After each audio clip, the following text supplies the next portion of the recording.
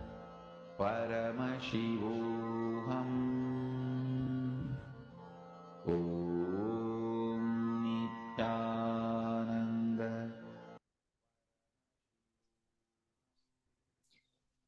Good. Now, let's all verify our answer with the partner. Whatever Paramashiva showed you, just reveal it to your partner. Tell them, see, Paramashiva has shown me all these details. Note it down and you can post it if you connected within the Zoom to a partner. If you connected within the Zoom, you can post it to them, get their feedback and put as much detail as you can and verify whatever Paramashiva has shown you.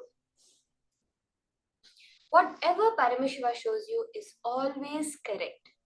Even when our mind is not able to perceive, why am I not able to see it? Swamiji says that you are not bound. Paramashiva is not bound to make sense to you, but you are bound to make sense to Paramashiva. What does that mean? It means Paramashiva's ways do not have to make sense for you. That is what we learned day before yesterday in the whole Somaskanda Murti. Bhagavan Subramania's inner space. Success is a habit. Never question the pati. From that context, understand that how Paramashiva has manifested may not make sense to you. But you being established that I am Paramashiva and functioning from that. See, whatever external things that are happening and all, they don't matter. Whatever inner space you are in, that is what matters the most. So when you're doing the manifestation, let your focus be on that. Instead of being focused on the results, be focused on the space that you are in. At every moment, am I being more and more engaged in Paramashiva, in Swamiji? Or am I thinking about something that is matter, something that is physical, that is perishable, that is not Paramashiva? Go into that space and make the manifestation happen from there. See, whatever comes up, whether it is that, oh, I did not manifest, I was not able to manifest. If that is what is coming up, surrender that also at Paramashiva's feet. See, the only life within you is Paramashiva. So understand that whatever you are perceiving can only be Paramashiva's manifestation. There cannot be any other manifestation. Swamiji asks, do you mean to say that there is something greater than Paramashiva? Because if something other than Paramashiva exists, that means it must be something greater than Paramashiva. But that cannot be possible because only Paramashiva exists. That is why when we talk about God, we say He is omnipotent, He is omniscient, and He is omnipresent. He is there everywhere. So just keeping that space, that see, whatever may be happening, it is Paramashiva's manifestation. So, did you all verify with your partner?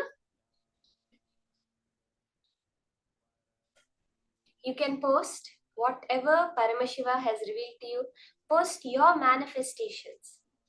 Even if you got one color correct, you got one shape correct, the position of a certain item correct, understand it is Paramashiva's manifestation. Celebrate it as Paramashiva's manifestation.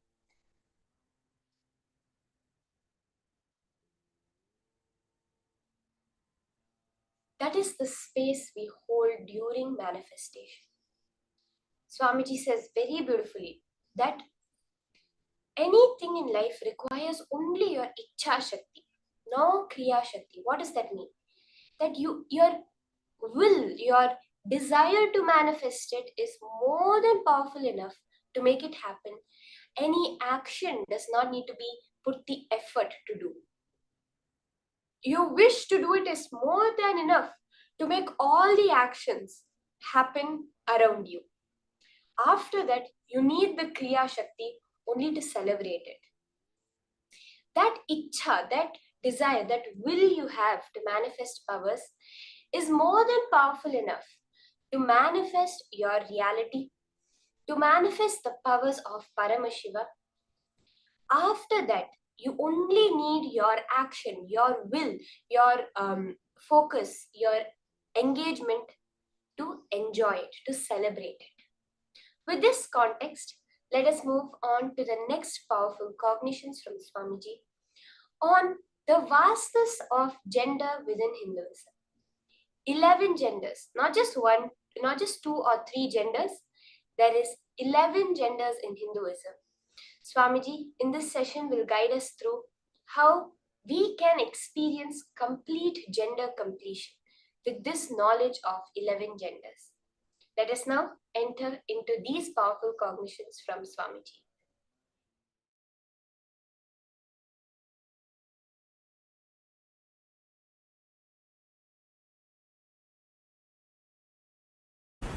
"11 genders."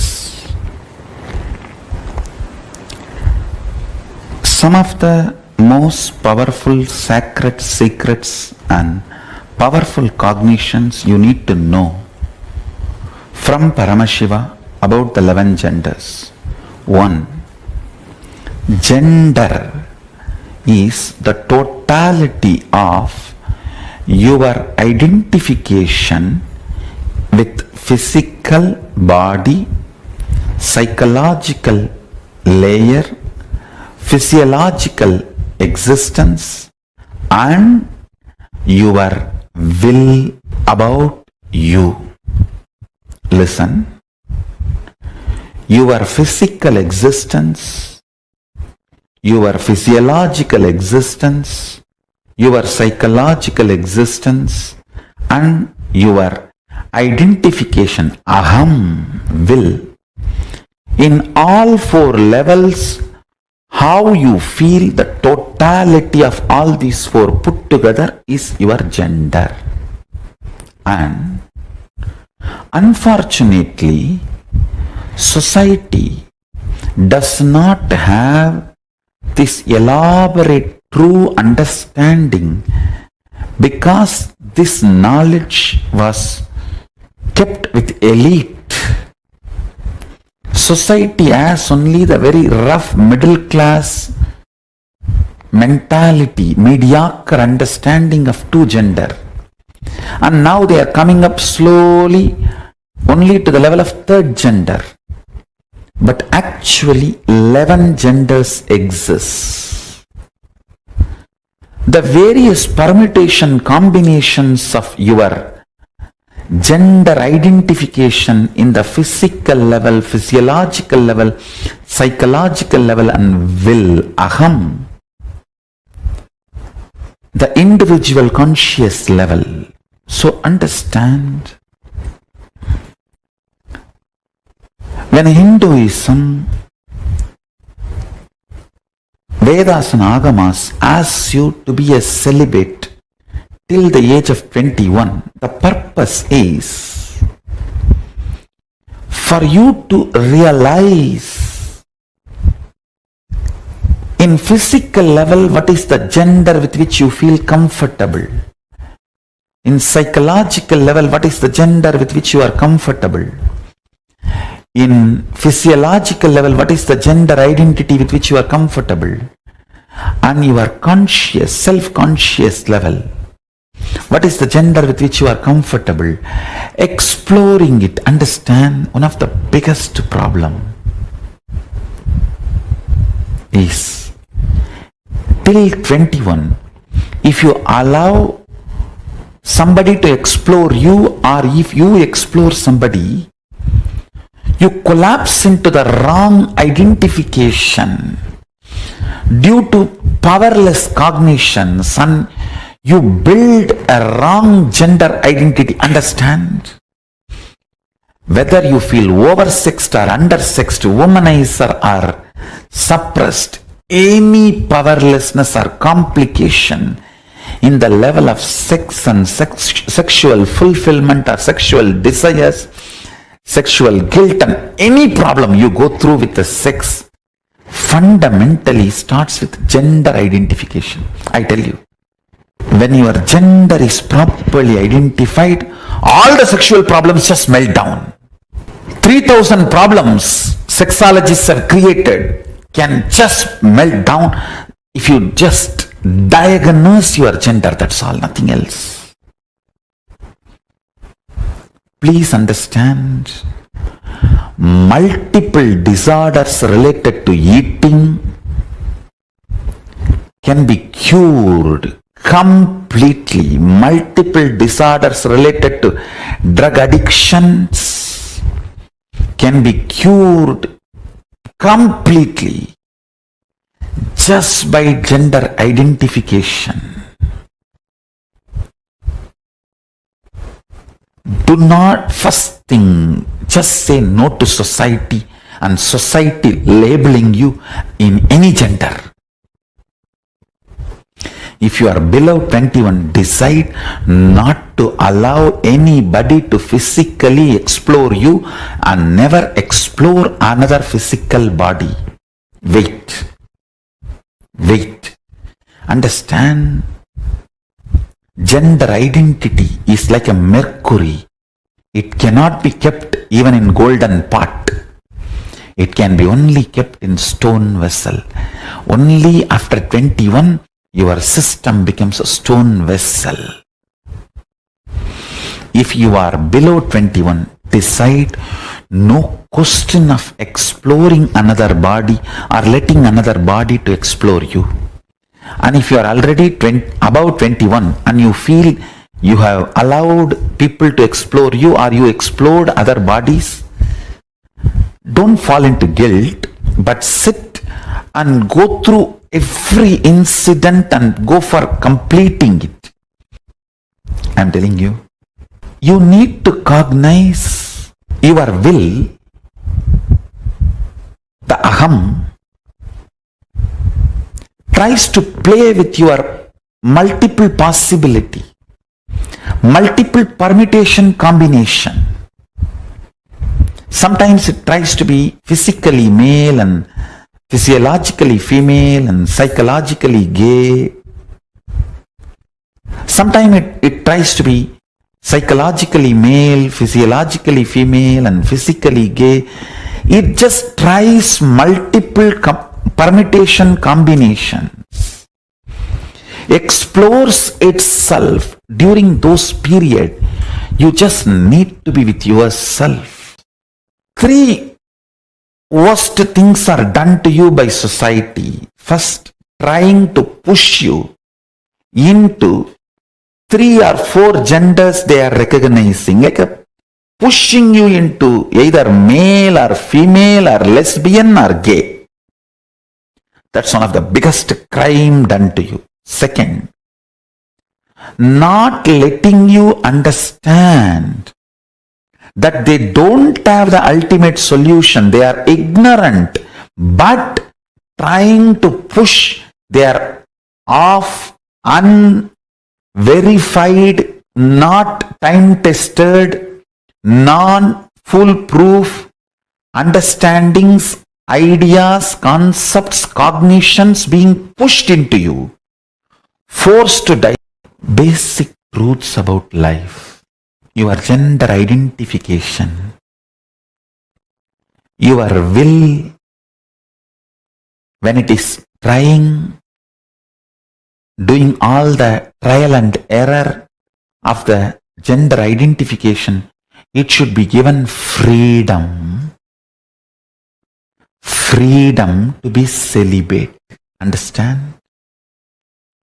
Society is so abusive only if it hooks you into the greed of sexual need. I call it grid of sex.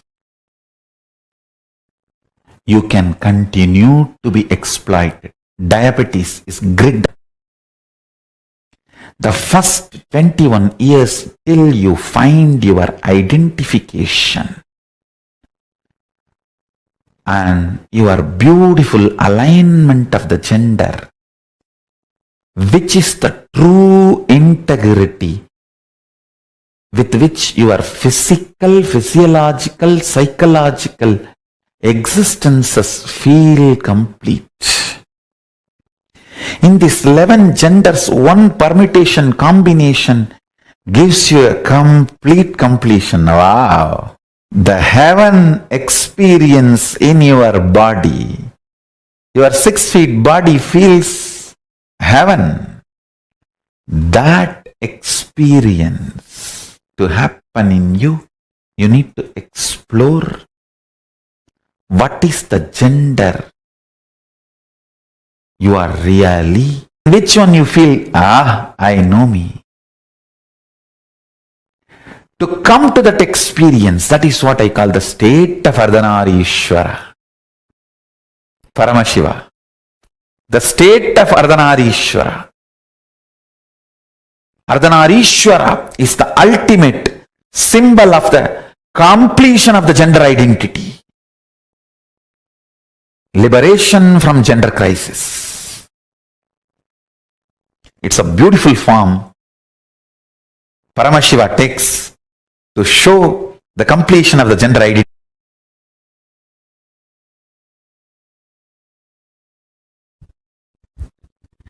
If the integrity between physical, physiological, psychological components of you is not achieved about your gender identification, whether you are oversexed or undersexed, you will be constantly struggling. If you are undersexed, you will have so much of struggle in your dreams.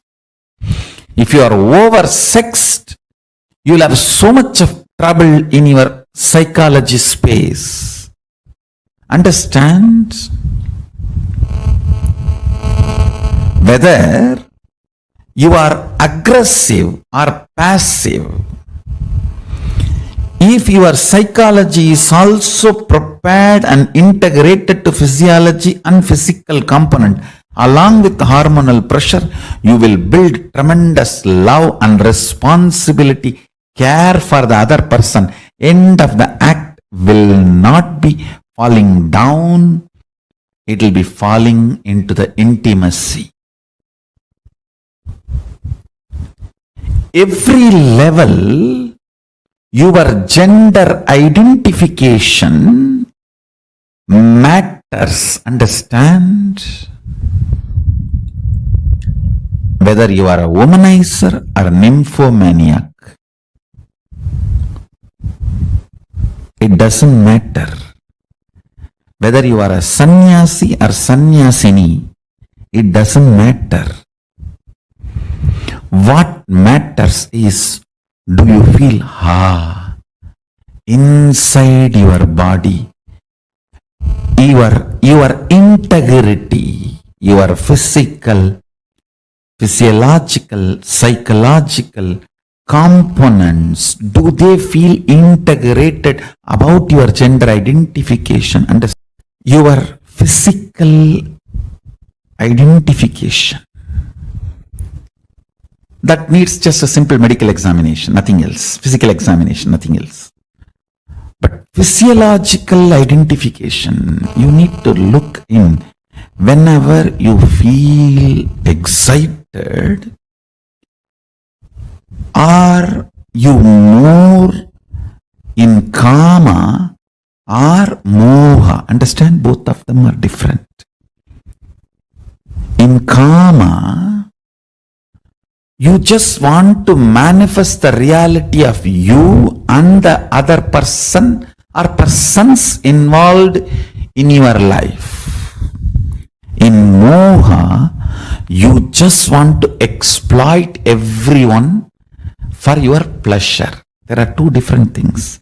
In kama, you are very sure you want the completion for everyone involved. In moha, it is all about you feeling complete. I should not even use the word complete. You feeling relieved. Listen carefully. Whenever your physiology is pressured, if your psychology feels kama, it is integrity. you will be such a beautiful being. Whenever your physiology feels pressured and your psychology feels moha, you will just be exploitative. It will be more or less like a masturbation with another body or a rape. That's it. Understand? The reflection of Paramashiva in you, Pratyagatma Chaitanya, the individual consciousness, as a freedom to align your gender identification in the level of psychology and physiology and physical, all three. I wanted to make a statement. By your willpower, you can change your gender completely, even physically.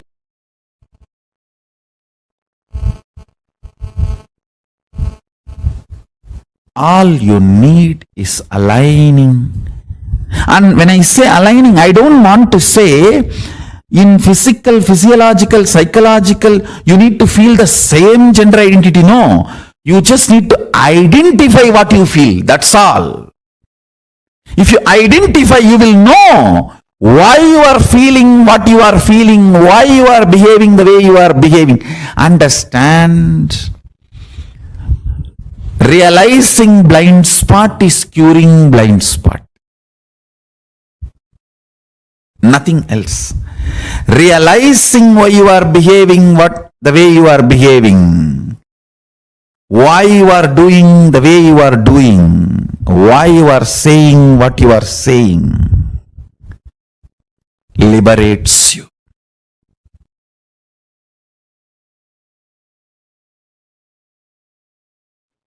And once again, I wanted to thank everyone for being here.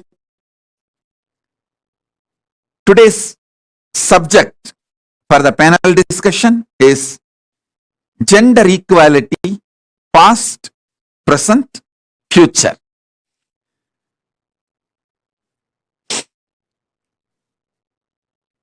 Sanatana Hindu Dharma, the Hindu civilization, oldest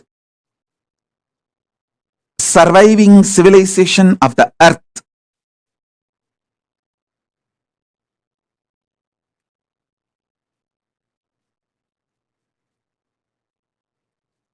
manifested the gender equality in its uniqueness.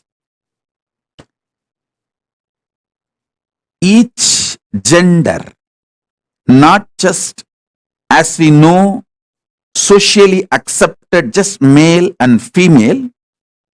Hinduism elaborates about 11 genders. Each gender finding their highest potential and manifesting all their possibilities and powers is the gender equality in Sanatana Hindu Dharma. Hinduism created a beautiful ecosystem. Vedas elaborately document the existence of 11 different genders. And all the 11 different genders were given an amazing possibility by the Hindu ecosystem. Hindu civilization manifested a beautiful ecosystem where all the 11 genders reached their peak possibility,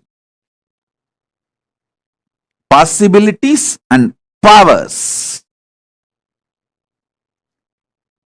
Main commonly known two genders, male, female, have been given methodology, science, to manifest their full potential, manifest all their possibility and powers. This is the way gender equality is presented in Hindu tradition from the ancient times. I am putting it on record. The past gender equality in the past, how it was thousands and thousands of years before in the great enlightened ancient only surviving oldest earth's civilization. We have elaborate documents about the 11 genders, and each gender's role, how they can reach their peak potential, how we can all coexist without violating each other's space, without putting each others in insecurity, supporting each other without complicating or competing, but complementing each other. That was the way Hinduism practiced, manifested gender equality. It is elaborately documented in our Vedas and Agamas. I'll give you an example. Women, by their very DNA, women have the capacity, groundedness to hold an ecosystem, a family together, a team together, a community together. So keeping something very stable, keeping it together and making it functional. Women have their own intuitive intelligence in that field. So Hinduism creates an ecosystem for every woman to manifest that possibility, that power.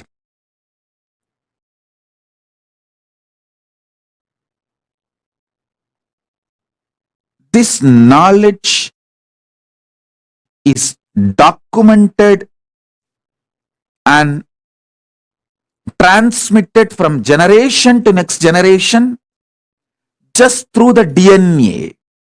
Hinduism has a great unique style of Varnashrama Dharma. Please understand. I want every one of you to understand. Our Varnashrama Dharma of Hinduism is not anyway classifying human beings as higher or lower based on their birth. No, I wanted to make it very clear. The Varnashrama Dharma gives unique place to all the Varnas and all the ashramas, creates an ecosystem for every type of being to flower. Varna Ashrama Dharma is knowledge transmission through DNA, through the very biology. In the modern day, now the modern science is proving information, knowledge can be documented in your DNA, in your very muscle memory. Thousands and thousands of years before, the Vedic masters, the masters of Vedic civilization, ancestors of Vedic civilization, know this truth, this knowledge system, information can be documented in DNA and it can be transmitted from generation to generation, and it can even develop itself. It can even upgrade itself. It can even update itself. This science forms the foundation for woman's place in Hinduism. Same way, man has his own role, keeping the power of consciousness. Each gender has something unique to contribute for the humanity. Each of them reaching their peak potential and manifesting their powers, their possibilities, serving the best way to the humanity and experiencing fulfillment, liberation, moksha is the purpose of the Hindu ecosystem.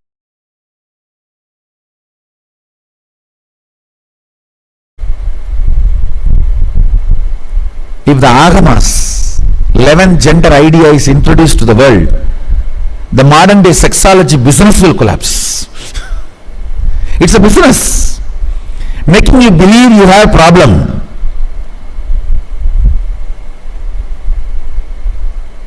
And then exploiting you in the name of solution. Actually, everything related.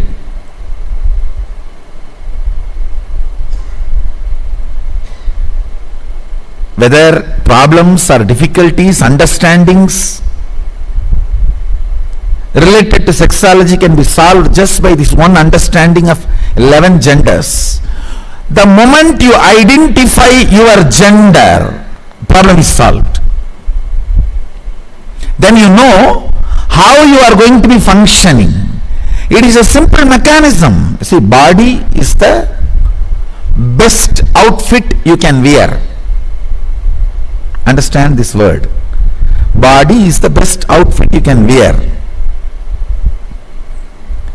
The food are the pleasures your body asks, your body feels, is just dependent on how you feel about your body. The moment you know what is you, all struggle will stop, will drop. Its attitudes decide the gender you are going to develop in you. Blessed are those who build a gender of Guru in them with their intimate, integrated relationship with the Guru. When you cherish intimate, integrated, authentic relationship with Guru, you grow in a gender called Transcendental gender, because he is Transcendental gender. You will grow in that same Transcendental gender. That is what I call cosmic union, oneness. Paramatantra is Paramaswatantra. The relationships you have decides the gender in which you are growing. Gender is not static, it is dynamic. Fools are those who believe gender is static. As long as your body is dynamic, gender is dynamic. How food creates or heals diseases in you, the love and the relationships And the persons whom you cherish decides or heals gender in you. Understand how your weight is changing. It is dynamic. Your weight, your blood pressure, your sugar level, how your body is dynamic. Same way your gender is dynamic.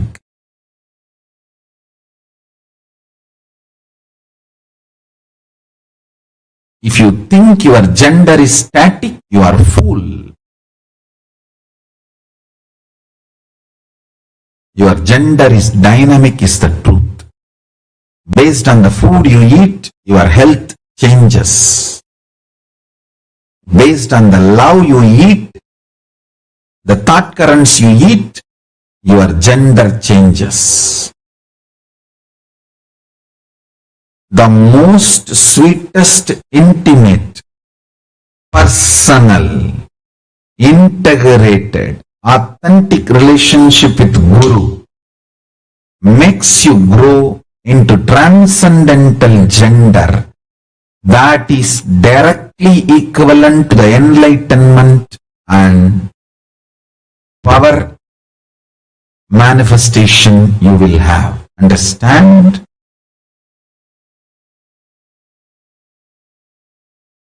Modern day tons of researchers are already revealing the person with whom you have physical relationship, you carry all their DNA and you get impacted by all their DNAs. Men or women. Same way, the person with whom you cherish psychological relationship, you carry and get impacted by all their biomemories.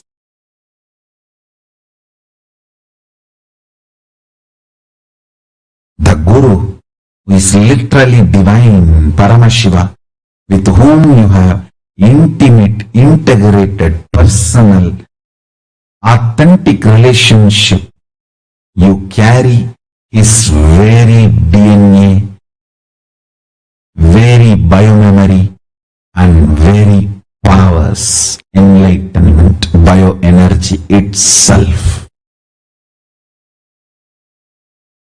Enlightenment or power manifestation is all about intimacy, integrity, authenticity you have with your Guru.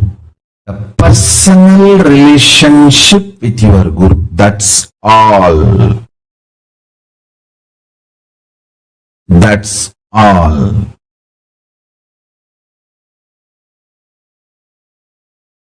All the best things in my life happened because of my intense, intimate, integrated, personal relationship with my Gurus.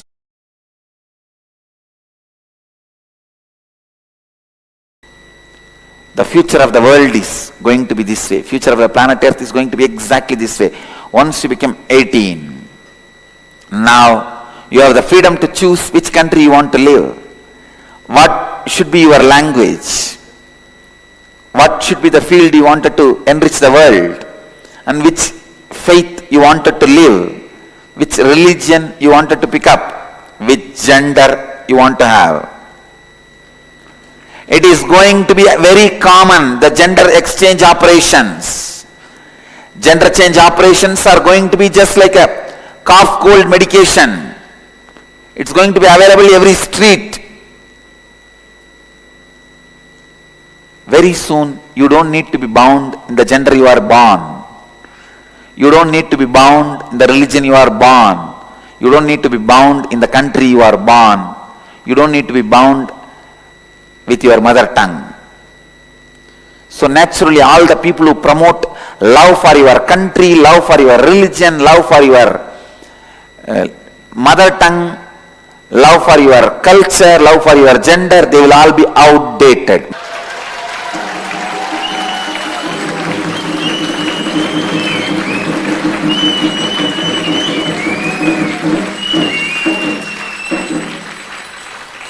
Because politics thrives on constantly making you love the things which you don't need to love. constantly generating, forcing the pseudo-love. Why do you need to love a language? Tell me. Language is just for communication. Over.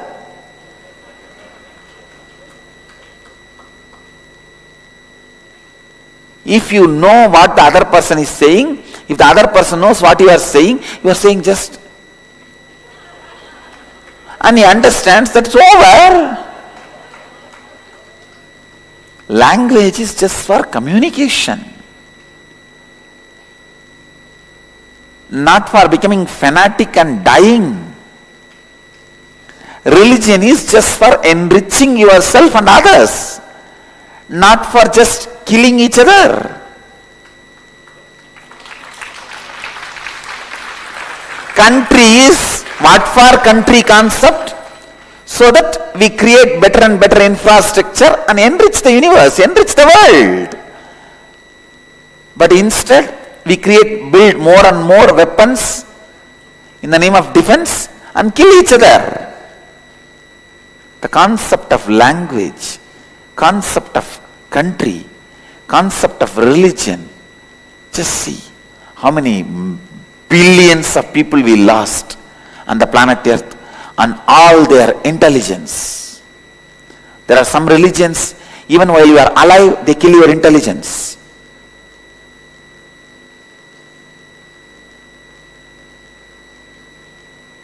So understand, the future should be the religion, language, gender, and country. All these should be just openly available. We are not born to live in one corner of the world. We are citizens of the planet Earth.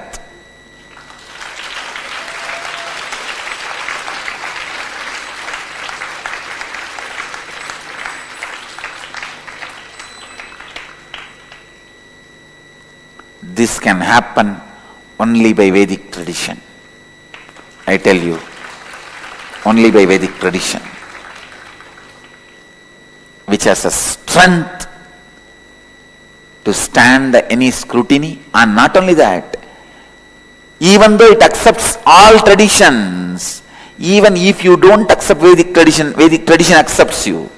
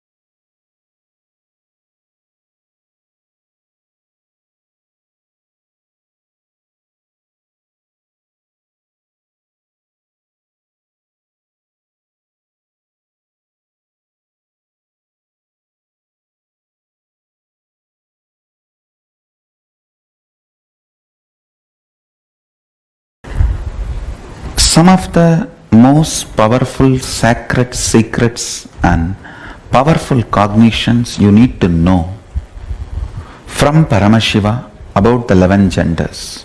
1. Gender is the totality of your identification with physical body, psychological layer, physiological existence, and your will about you. Listen. Your physical existence, your physiological existence, your psychological existence, and your identification, aham, will. In all four levels, how you feel the totality of all these four put together is your gender. And unfortunately, society does not have this elaborate true understanding because this knowledge was kept with elite.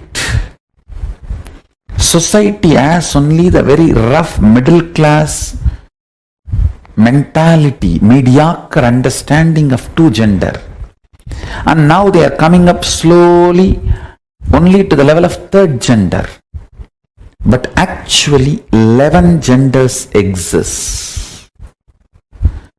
The various permutation combinations of your gender identification in the physical level, physiological level, psychological level and will, aham, the individual conscious level. So understand, when Hinduism,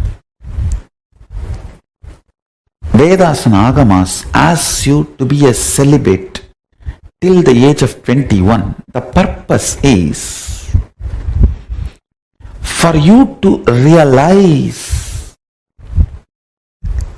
in physical level what is the gender with which you feel comfortable. In psychological level, what is the gender with which you are comfortable. In physiological level, what is the gender identity with which you are comfortable. And your conscious, self-conscious level, what is the gender with which you are comfortable. Exploring it, understand, one of the biggest problem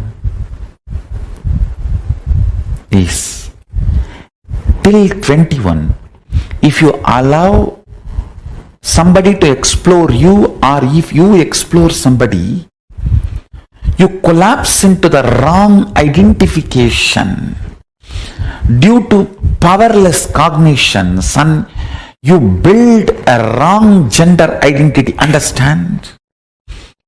Whether you feel oversexed or undersexed, womanized or suppressed, any powerlessness or complication in the level of sex and sexual fulfillment or sexual desires, sexual guilt and any problem you go through with the sex fundamentally starts with gender identification. I tell you, when your gender is properly identified, all the sexual problems just melt down. 3,000 problems sexologists have created can just melt down if you just diagnose your gender. That's all, nothing else. Please understand, multiple disorders related to eating can be cured completely. Multiple disorders related to drug addictions can be cured completely just by gender identification. Do not, first thing, just say no to society and society labeling you in any gender. If you are below 21, decide not to allow anybody to physically explore you and never explore another physical body. Wait. Understand, gender identity is like a mercury. It cannot be kept even in golden pot. It can be only kept in stone vessel. Only after 21, your system becomes a stone vessel. If you are below 21, decide no question of exploring another body or letting another body to explore you. And if you are already above 21 and you feel you have allowed people to explore you or you explored other bodies, don't fall into guilt, but sit and go through every incident and go for completing it. I'm telling you, you need to cognize your will, the aham, tries to play with your multiple possibility, multiple permutation combination. Sometimes it tries to be physically male and physiologically female and psychologically gay. Sometimes it tries to be psychologically male, physiologically female and physically gay. It just tries multiple permutation combinations, explores itself. During those periods, you just need to be with yourself.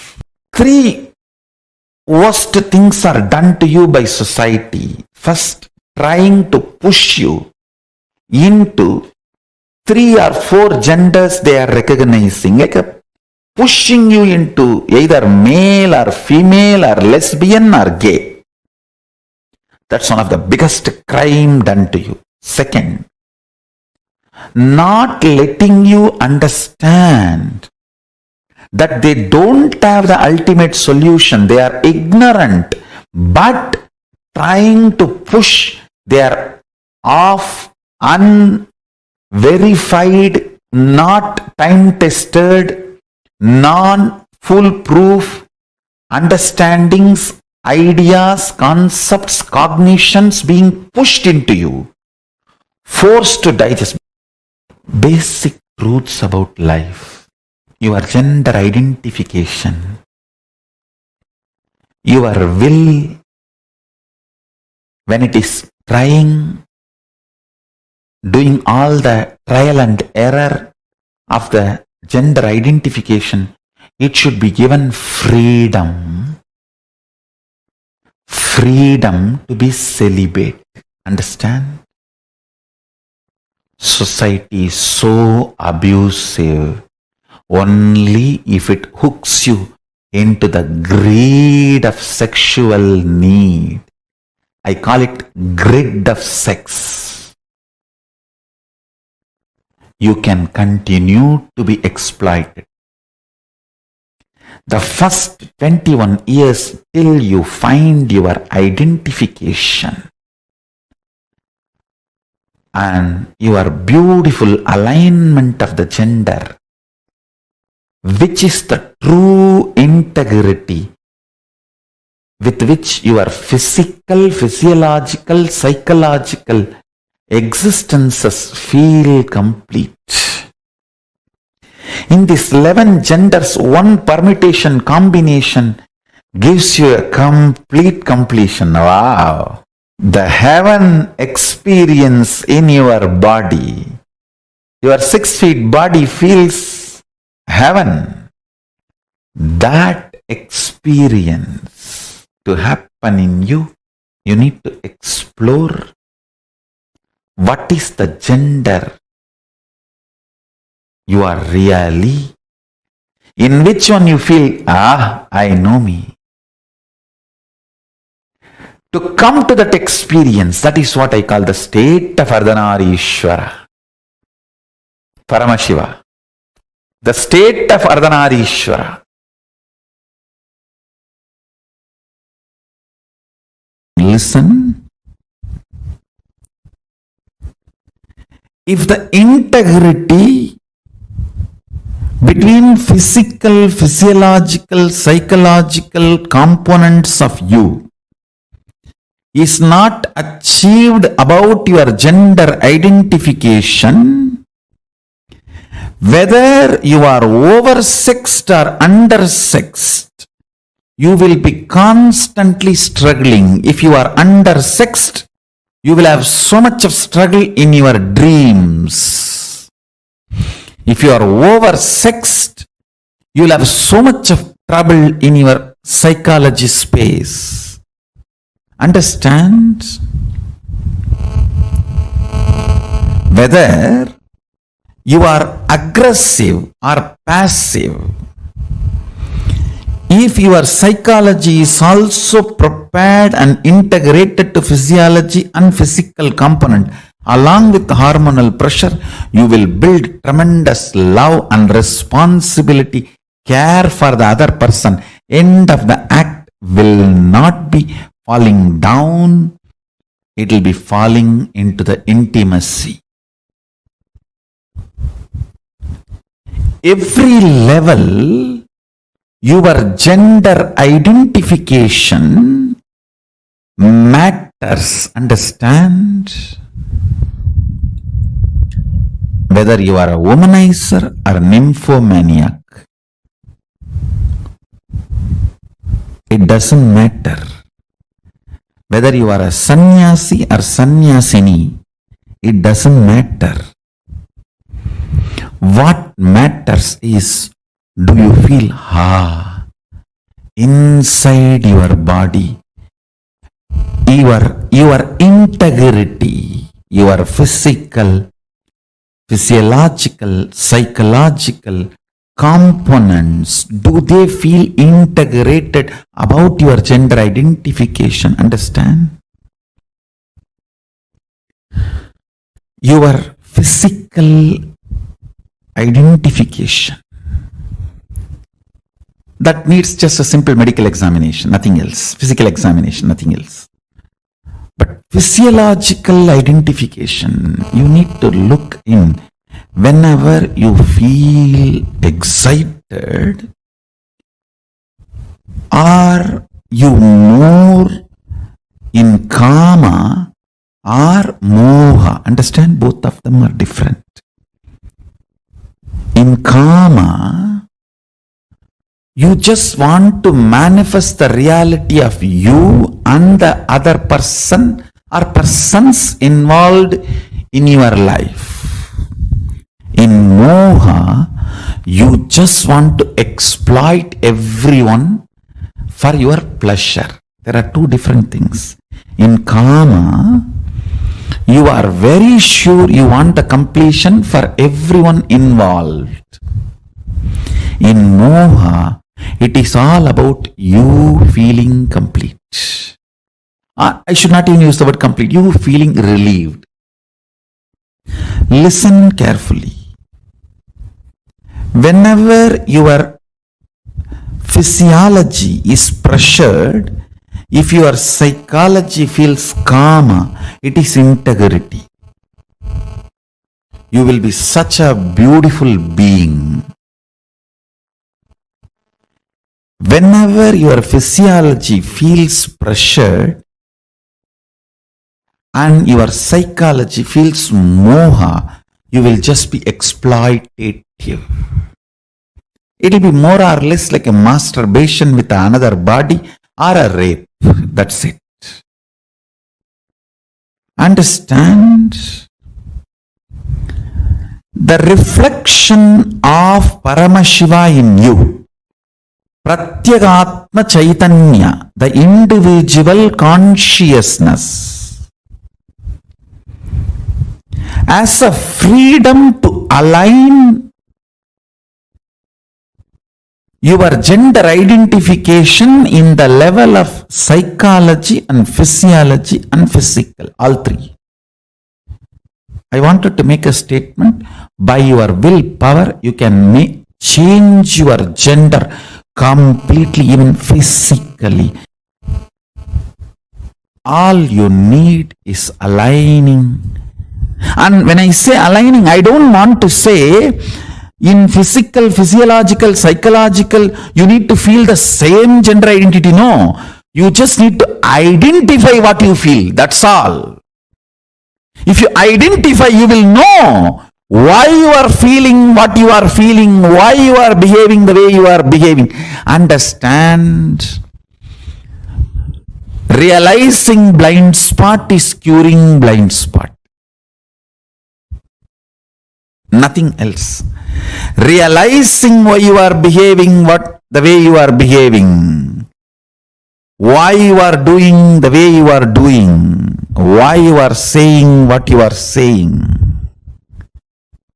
liberates you. If you integrate your gender identity, whether you are a sannyasi or a grihastha or a womanizer, you will be such graceful being. You will be such graceful being. I have seen the most graceful sannyasi and the most graceful womanizers. I have seen both.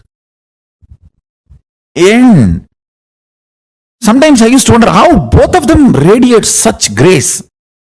I realized it is not about the action, it is about the integrity and identity you feel in physical, physiological, psychological and conscious level.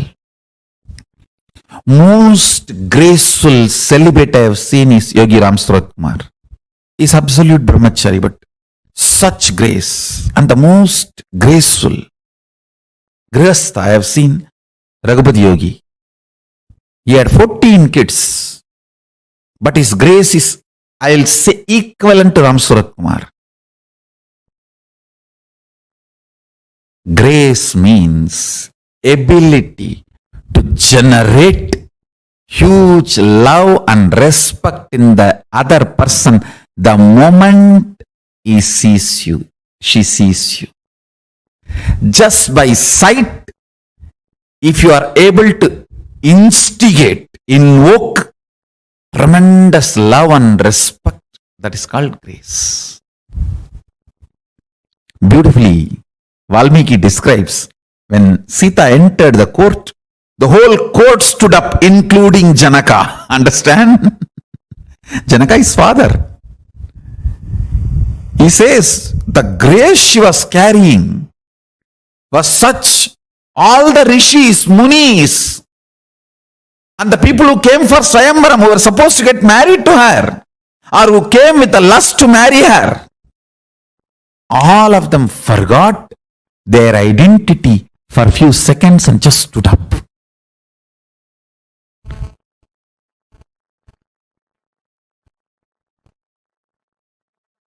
The grace she was radiating. I tell you,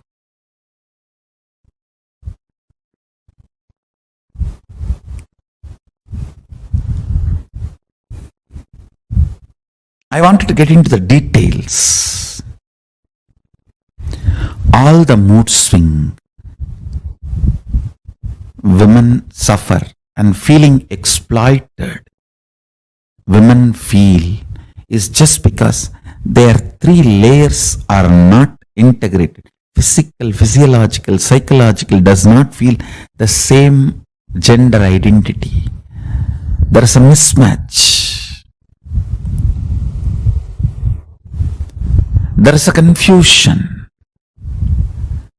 That is why women feel disgraced every time they enter into a sexual act and come out.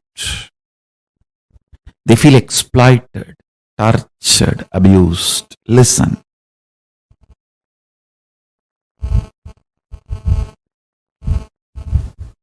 All you need is aligning.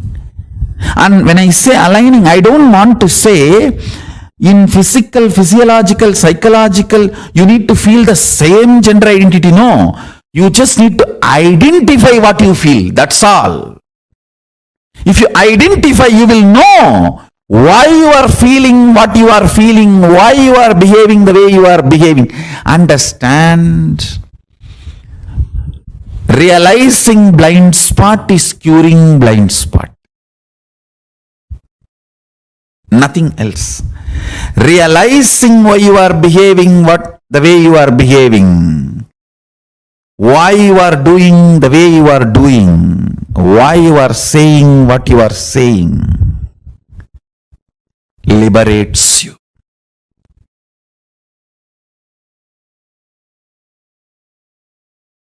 See, when the Kundalini, your Kundalini is awakened, fundamentally, first thing will happen is your identity about you for the purpose for which you took the body will become clear to you. It will become clear to you. Then You are given a freedom to alter and align your body as you want. Understand? Swatantra, ability to handle yourself first, then the number of choices second. In Hindu tradition, Swatantra first, choices next. If the Swatantra does not grow first, directly choices are given. Depression is life. And I wanted you guys to know, all the fellows who talk about the so-called freedom in the modern way of thinking, the modern lifestyle, I tell you, it is absolute false. Where all you don't need freedom, you are given freedom. Where all you need freedom, you are not given freedom. It is like the cow has been put inside a cage, only the face is allowed to move, and you go, hey, see, the face can go up, down, right, left, center, 360 degree, it can rotate. What amount of freedom! That is modern society. And the cow grazes freely in wild forests. That is Hindu tradition.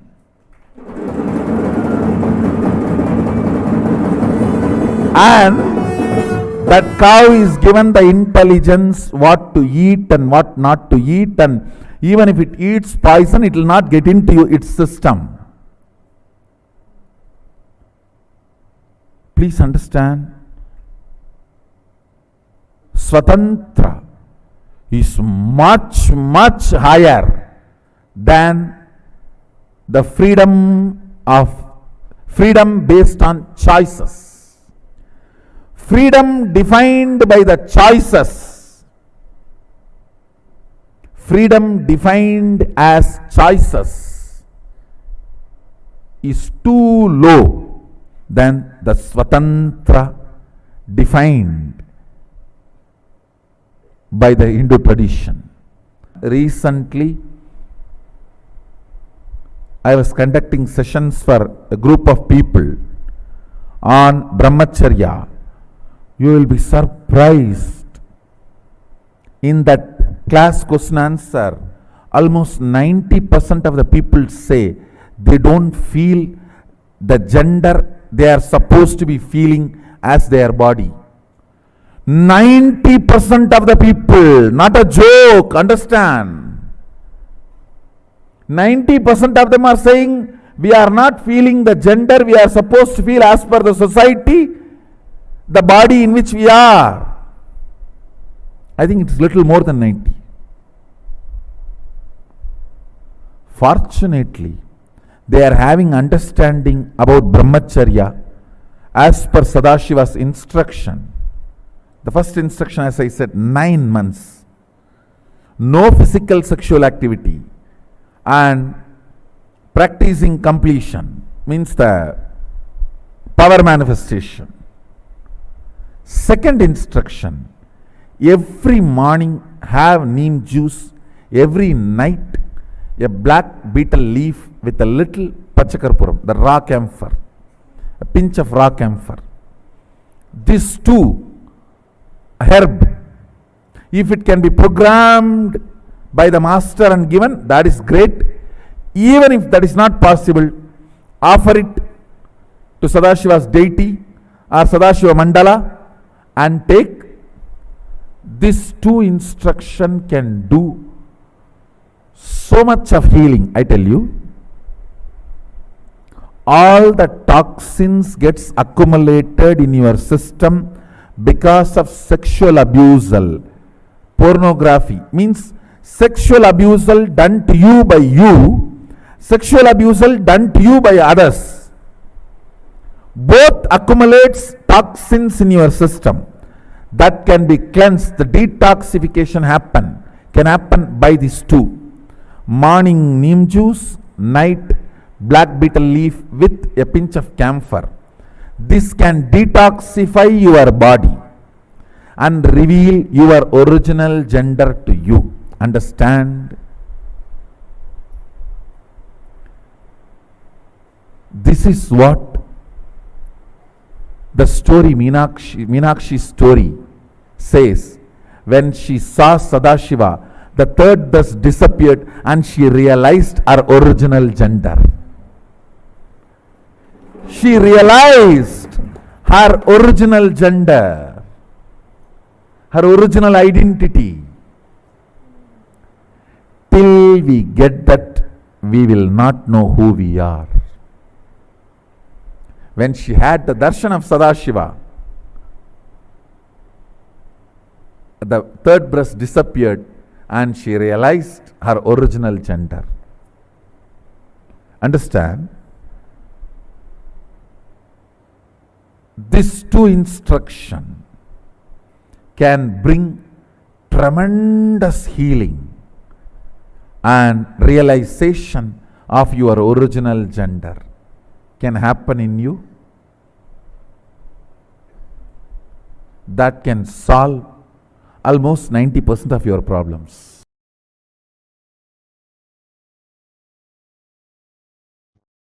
Center your gender identity on consciousness rather than your body or mind, then you will understand the science of engaging with life and relationships without getting into sexual act.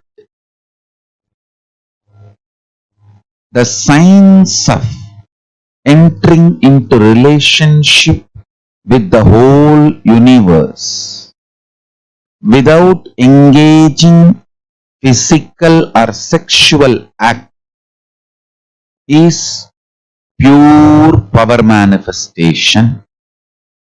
Listen. Listen. I'll repeat.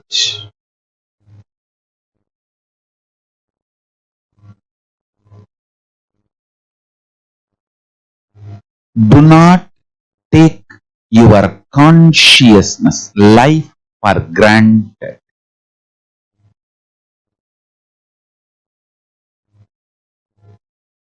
Center your consciousness on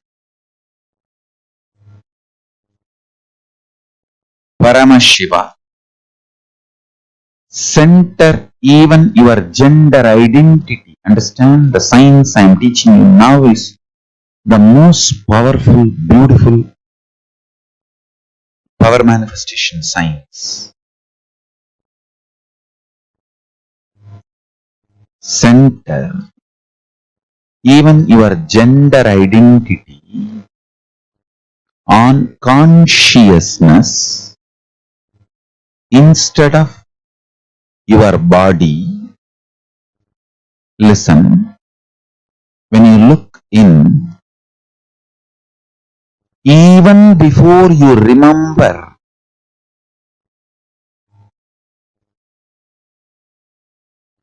your gender as a male or female, center your core existence on your consciousness. Remember your consciousness. Your pure consciousness. On that understanding, cognition, your pure consciousness. If you build your existence, understand, the more and more you remember your consciousness, more and more you engage yourself with the understanding your consciousness, more and more the nectar based chemicals and hormones will happen in your system. Listen.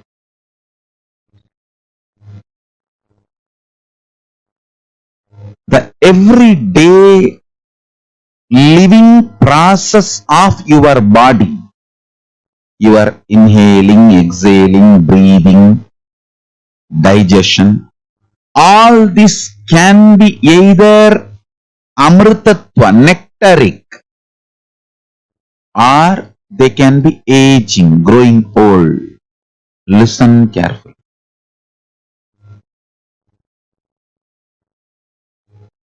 You need to understand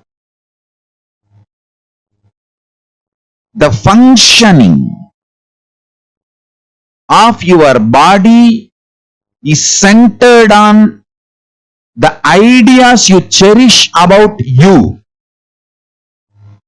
The more you cherish you are based on your body, the more you will engage with gender identities. Then that leads to more and more of bondages, needs, greeds, fears. More and more you center yourself as consciousness, more and more your taste for life gets mature. Understand, when you start remembering your consciousness more and more,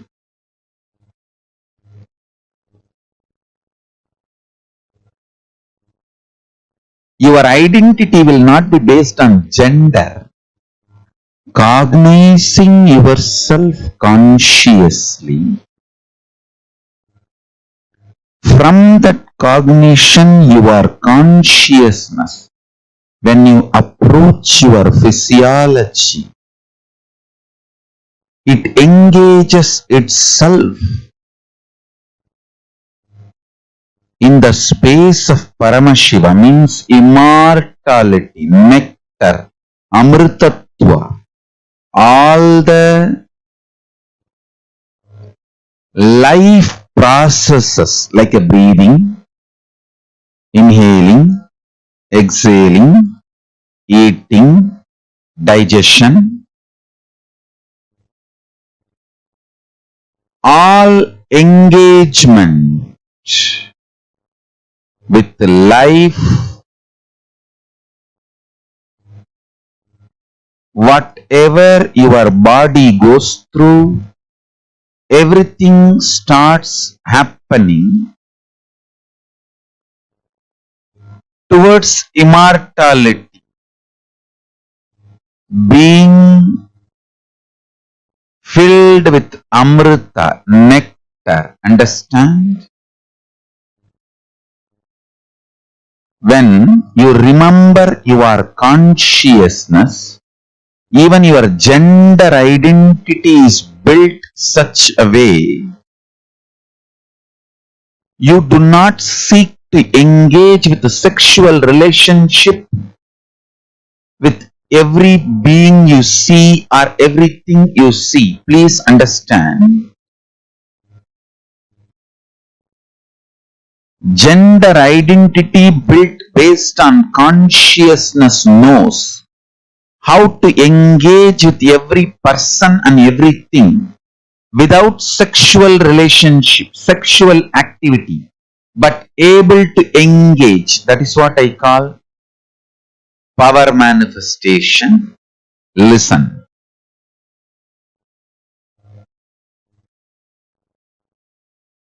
If you engage between two bodies, it is sexual act. Even you possessing a gold jewelry, a gold, is sexual act.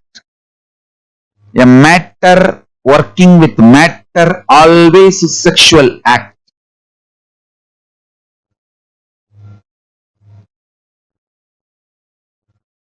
When you establish yourself as consciousness and being conscious, you build your identity and engage with life, everything becomes power manifestation. I'll tell you, signs of having relationship with the whole universe without engaging into sexual act is power manifestation.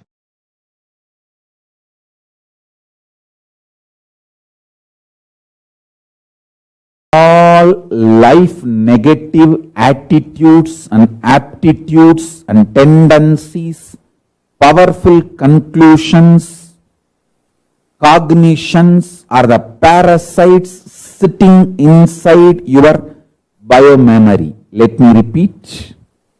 All life negative attitudes, aptitudes, tendencies, powerful conclusions, powerful cognitions are the parasites sitting inside your biomemory. The parasites inside your biomemory triggers them. The most beautiful way of working and detoxing your biomemory is 1200 long breath every day. 1200 long breath and working on your sexual identity. If your sexual identity becomes life positive, maybe in further satsangs I will give you deep insights how your anger shrinks you from your sexual identity. All gender bias, people who are homophobic or any phobia you carry related to sexuality is parasites sitting in your biomemory, and that is life negative. When I see a hill, when I see a tree, when I see sea, ocean, I feel exactly how I feel when I see each one of you.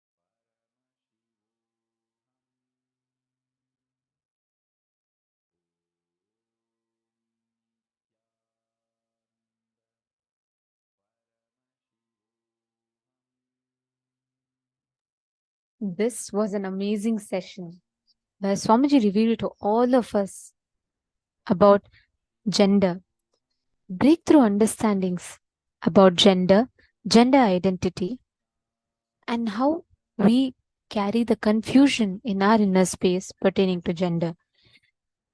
I request every one of you to take a few minutes and please post in the chat, what did you understand throughout this whole session? What did you click with? What did you understand?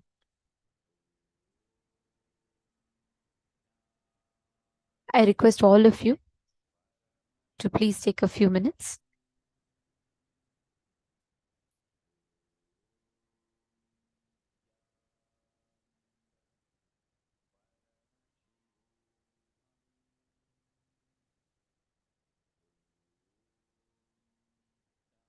pin down in the chat whatever you have understood.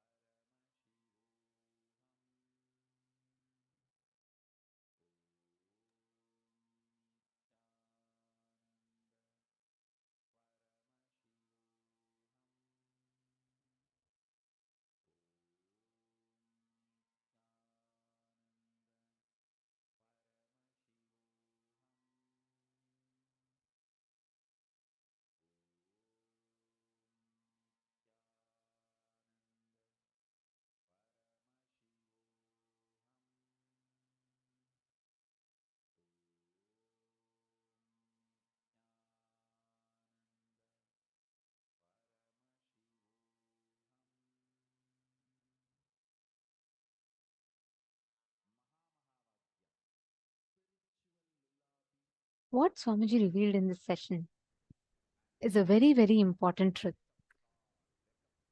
The understanding about gender that we all carry is so limited based on the false cognitions, false ideas that we have collected about gender-based identities from the various different society way that society induces these understandings into us.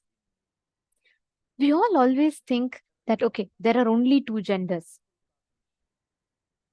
There are 11 genders in Hinduism. Gender. The whole gender has got nothing to do with our identity.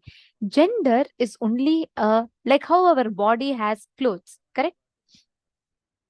Just because the cloth has no more value other than just to cover your body. Same way, gender is a clothing for our body. That's all. It has no further value. Gender does not have any stronger values than just giving you the experience of for you to experience life through a particular manifestation. That's all. Please understand, gender does not have any value or importance in our life. Yes, ma, Mary Claire is saying 1200 deep breaths a day. Yes, not just respiration. Must we all take 1200 respirations a day. But Swamiji said the deep breath, when your air that you're inhaling and exhaling is deep and long, that will give you the experience of manifesting the ultimate gender. That our gender thoughts are from society. Correct. Ma Jessica Martinez posted understanding. Beautiful.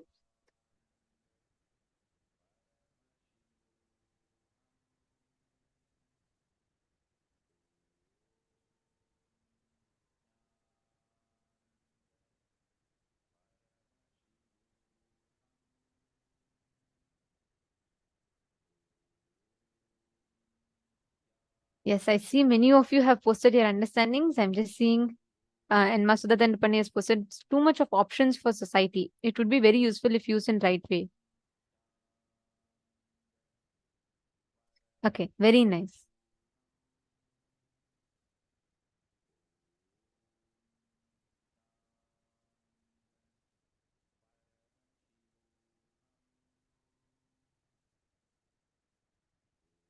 Yes, Ma Nitya Kalyana is asking, Swamiji had revealed. See, Ma, you're asking why Swamiji says that any matter works on a matter is a sexual act. Because anything that is not infused with consciousness it only gives you agitational gratification. Even the physical relationship, when it is not infused with the understanding of consciousness, only becomes a it becomes an gratification. It just becomes a temporary gratification value. It does not give you the value add of consciousness moving towards enlightenment. Manitya Kalyana Sundari, I think. Yes. Manitya Kalyana Sundari, right? See, you're asking why Swamiji told like that. Please listen carefully, Ma. What Swamiji revealed is a very important truth for us to understand. Whenever you do something which is not infused with consciousness, it only becomes agitational gratification. That's what Swamiji said, right? It only gives you temporary gratification. That's all. What you can actually experience, the consciousness that you can actually experience, even your sex, when it comes from the context of wanting to experience the higher dimensions of enlightenment, will move you towards that. That's what Swamiji is explaining as Tantra. You're understanding, Ma?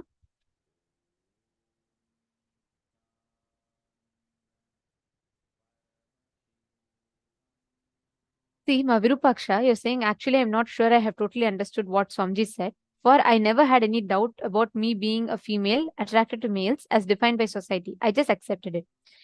The problem is not, see, when Swamiji is saying, right, that society, if you believe you're only one gender, that's the biggest scam done to you.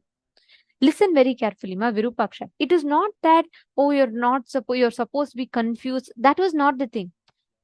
Unfortunately, you defining yourself as only a female is a scam done by the society against us. The moment we start associating and limiting ourselves to that, you stop expressing the other attributes within you freely flowing from you. Your consciousness gets cut off, especially today. If you see, statistics show clearly kids have physically, the age when kids hit puberty has been reduced by 2-3 years, because even before the child understand themselves, they are forced to enter into relationships. When we say gender, all of us are thinking, oh, gender means body. Okay, if I have a female body, I'm a female. If I have a male body, I'm a male. It's as simple. No. You thinking your body and your hormones alone decide your gender is wrong. You are made up of your physical, physiological, psychological, and conscious will. In each of these levels, what gender do you feel? When a kid grows, right? From even before the kid understands who he or she is, as soon as they're born, we say, okay, you're a boy, you're a girl. Girls like Barbies, boys like cars, girls like this, boys like that. And each of it are a set of rules. Even in the so-called feministic world where women empowerment and all that is happening, we're not even talking about that. It's not a question of, oh, man versus woman. No. The very concept of gender is put as a chain, literally binding that child. So even before the child wakes up, the child is bound by saying, okay, you're a girl. So, okay, sit like this, walk like that, learn this, do this way, be soft, be gentle, whatever we tell. The connotations we start adding to the gender. From there, they start watching movies, they start watching social media, they start picking up the concepts from social media, televisions, and movie channels. What happens? Even before they understand themselves, they start creating ideas. This is what Swamiji is defining, Ma Virupaksha. Listen very carefully. Let's say a small child. the moment the child is born, we say you're a girl. Okay. And then we start teaching child, how girls should be. Or when the child sees, right, it sees other girls, let's say on the YouTube or on movies. Slowly, the child will start associating her own responses to seeing that of how other girls react. So she'll start picking up her concepts of love, her idea of relationships, her idea of what is good, what is bad, how people should treat her, how she should respond to situations in life, everything based on that. That is the reason today kids, even when as they're just 16 or 15-year-old kids, they would have not even understood themselves. They already start having boyfriends and girlfriends. Why? Because they feel when that hormonal urge happens, they do not know how to fulfill themselves. They do not know how to ground themselves. They start trying to go and look for it from outside. They start trying to get that satisfaction from outside. This is how they start falling in, they start having incompletions, they start developing the messed up cognitions. Are you catching it, my Virupaksha?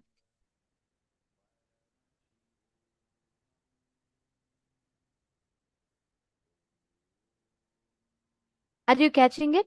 So this is the exact confusion that we all put ourselves into. Whenever these gender-based concepts come, our discussions and dialogues on gender is extremely limited and restricted to our limited ideas of gender.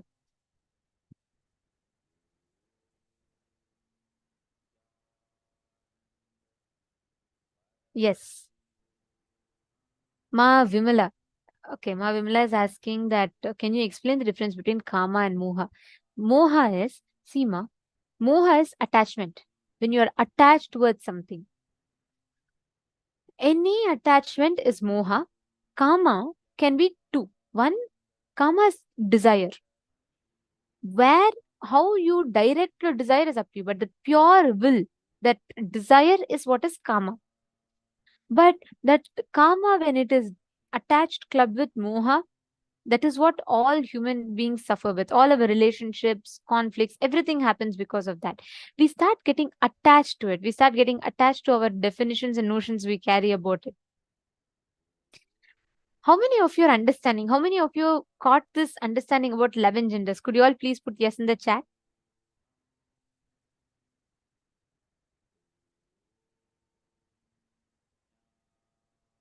See, Ma Kalyana Sundari, you're saying I always feel females are underrated and exploited, especially in workplace, not only by men, even judged and rated by other females. See, here is not a discussion about what is good, what is bad, oh, male versus female. It is not even about that. See, the very concept of equality in gender is what? The moment you're trying to say women should be equal to men, there itself you are categorizing. There itself you're boxing yourself into just that one definition. Gender is fluid. Gender is not static. Gender is dynamic. You can never say, oh, I am just one gender. This is what I am. It can never be that way, Ma Kalyana Sundari. As long as people clutch to one gender concept, that is why if you see young kids, they start feeling so suffocated. Today, so much of divorce, so many things are happening, right? Teenage pregnancies, divorce, or kids, just in young age being exposed to so many unwanted stuff. All of these are happening. Why? Why is there so much violence amongst children?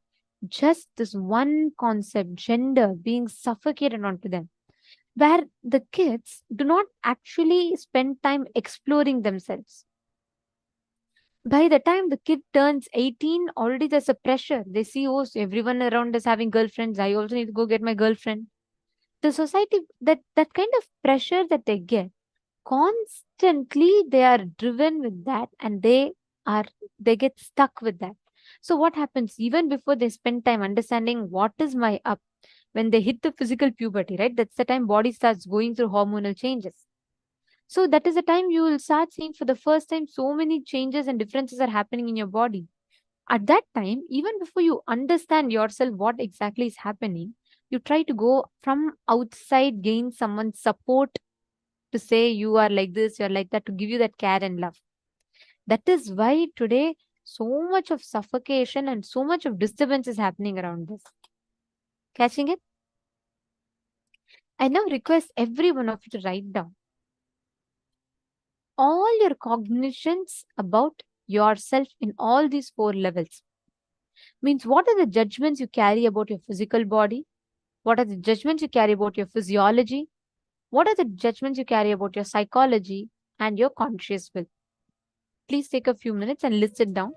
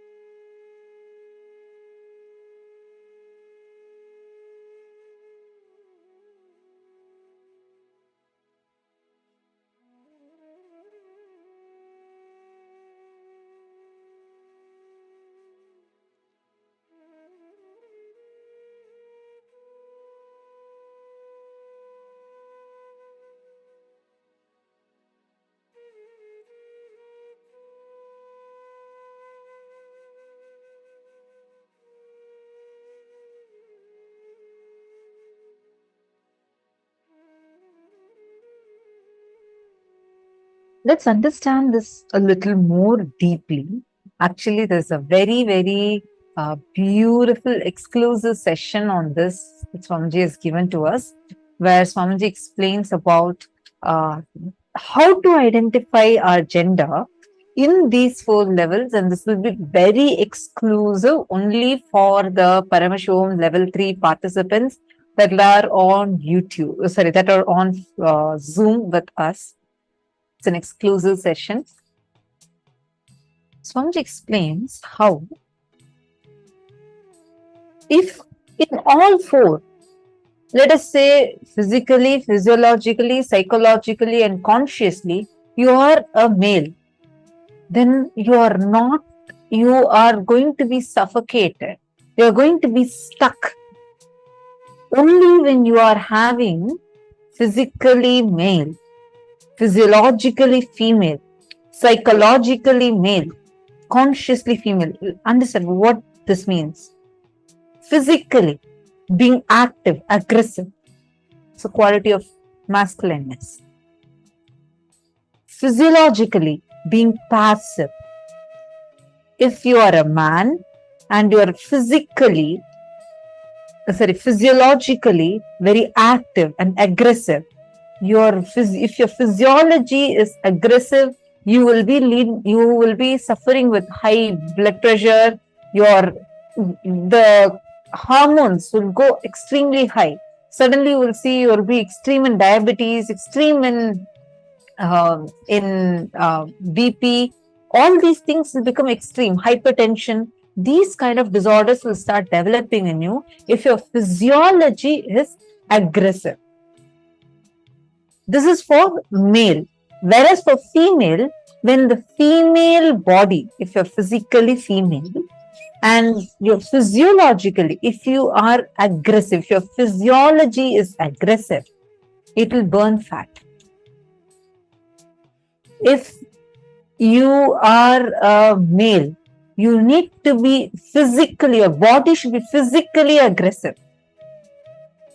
The whole physical body should be active, aggressive. Physiological system should be passive. Psychologically, you should be active, aggressive. Consciously, you should be passive. This needs to be listened a few times and it needs to be contemplated upon.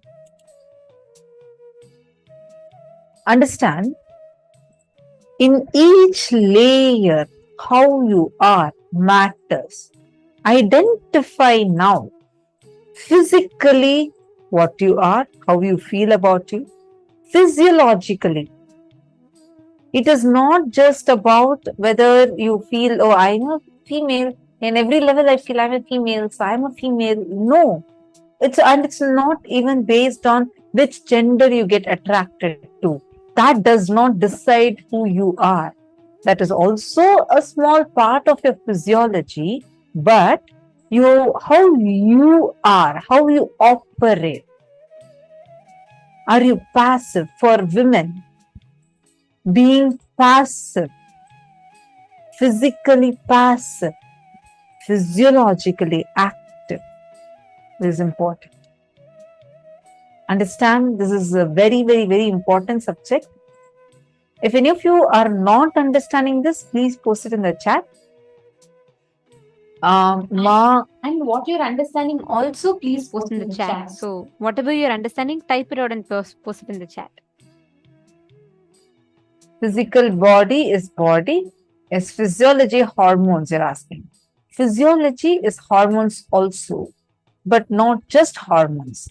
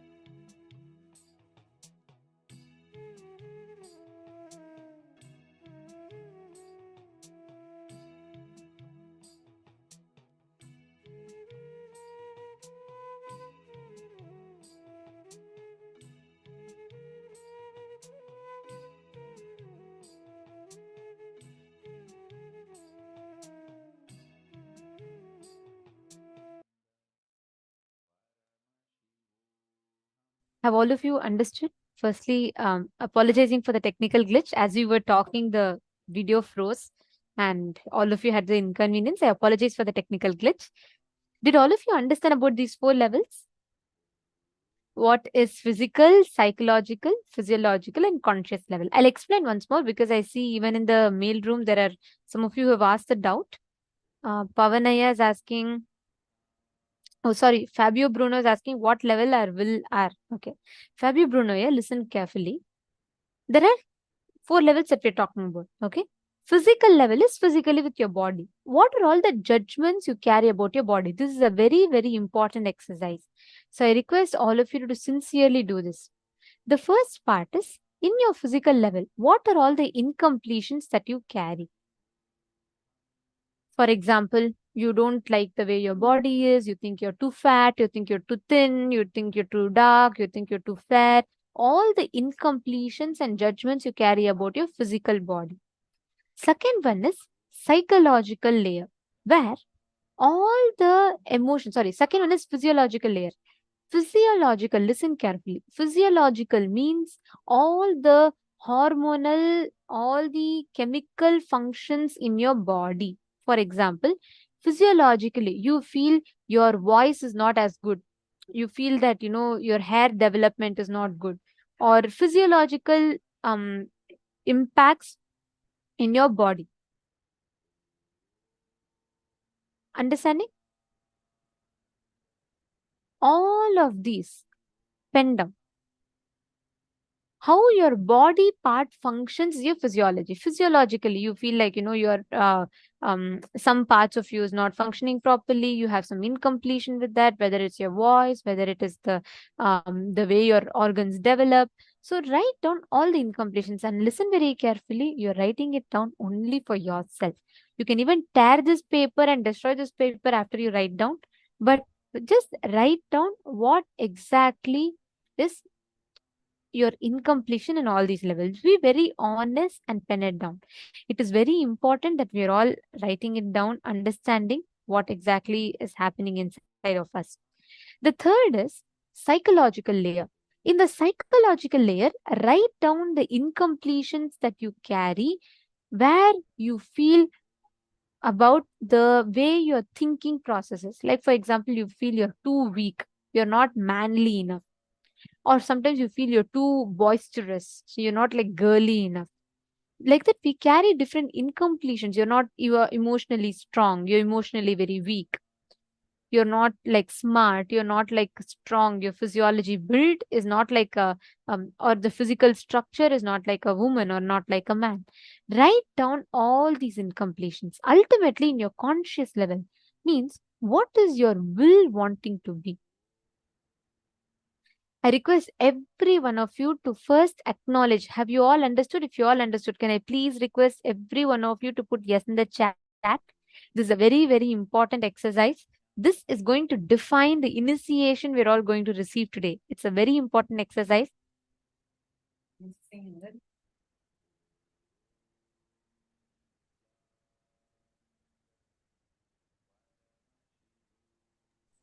Sorry. I see another question that Ananda Chandra Surya Ayya has asked. He's saying, if we switch between being physically active and then passive, does that mean we experience dual genders physically? Is gender capable of being fluid in all levels? Okay. First thing, gender fluidity is possible, but not with the powerlessness that we carry.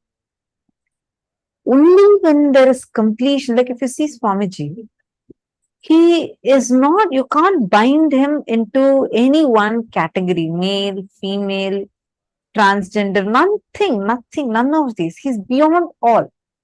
That is why he's called as transcendental gender. How many of you have seen the Parashakti Akashic readings? See the extraordinary grace that Swamiji radiates as Parashakti. But you will see Swamiji can just, like sometimes you will feel the intense ferociousness and sometimes you'll feel such a motherliness. You'll feel like physically itself, Swamiji will look like a mother. How many of you have seen that? How many of you have felt that? See, because actually Swamiji will say, even Swamiji's body, because it's a Divya Sharira, this is not a normal body. Swamiji's is a Divya Sharira. It is literally almost like a fluid. That is why, like, whenever Swamiji is giving the darshans, Bhava Samadhi darshans, physically you will see so much of a difference in each darshans. See, now we are having all 64 forms. All these 64 are forms of Paramashiva. But now when you see the darshan as Parandama, Shri Krishna, Swamiji looks so different. You'll actually find there's a difference. You can just see a picture and identify, oh, this is Krishna darshan. Oh, this is Devi darshan. How many of you have felt like that before?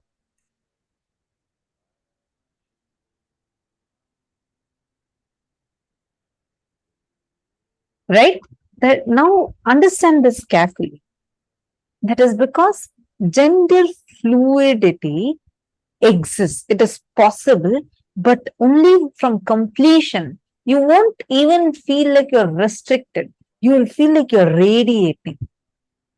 Now, what does this restriction mean? Because see, these concepts, you need to understand this. It's a very, very, very subtle cognition. You need to listen to it a few times even to understand what Swamiji is saying. Physically being active and then becoming passive. It's like a normal routine for all of us. Suddenly we are like very active, then suddenly we are lazy. But passiveness is not equal to laziness. Passiveness is not equal to inactiveness. Passiveness comes from deep patience that develops in you, established on Paramashanta Swarupa.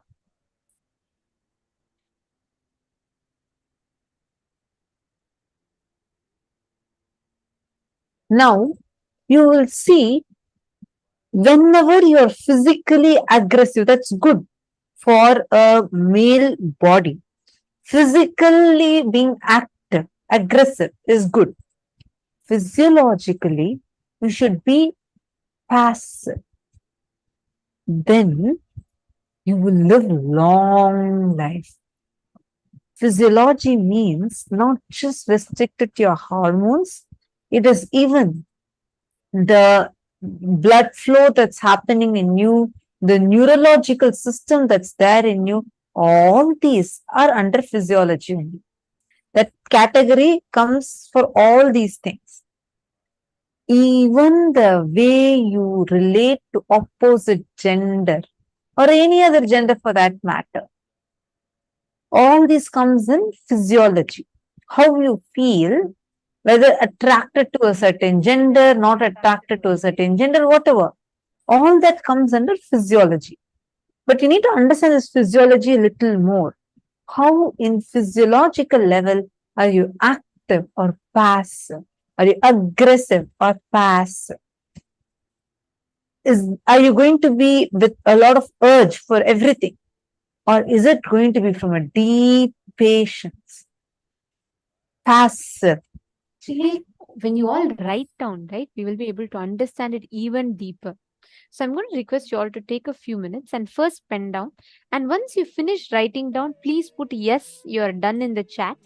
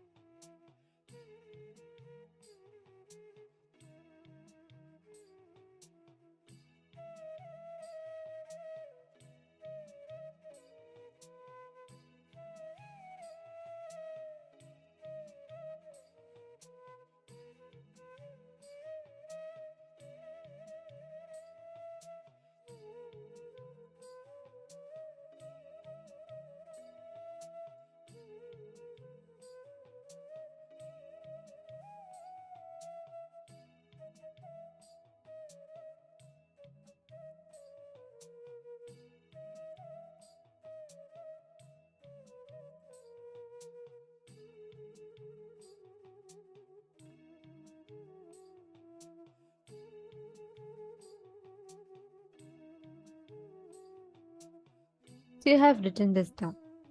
We'll be entering into the next step of this exercise. I request all of you to sincerely do this. In the next part, write down which gender are you comfortable with in all these 4 levels. Take a few minutes. Like for example, physically you may want to be a male. Physiologically you may want to be a female. Like that, write down. Denir Bharatiya Raya, you're putting that you're not sure about conscious will because it may differ from situation to situation. Correct. At this moment, what you're feeling, you can write down. Later on, maybe let's say your consciousness matures and you want some other thing, or you feel like, because of situation, you want something else. That's totally fine. But at this moment, in the present moment, currently, what is your conscious will? Comfortable with? Write it down.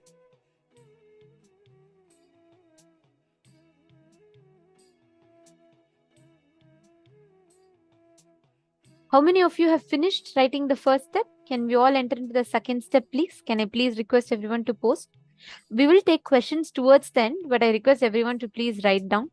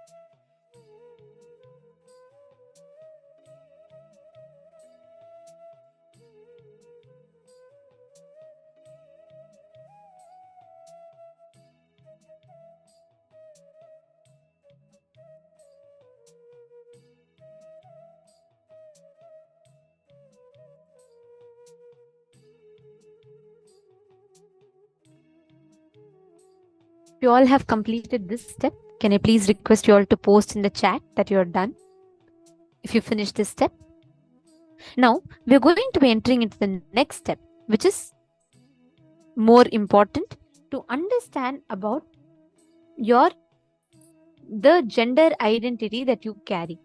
See, the gender does not just constitute the levels that we associate with in each of these layers. It also is, it also is made up of the ideas and notions you built about physical relationships, sex, your sexual identity.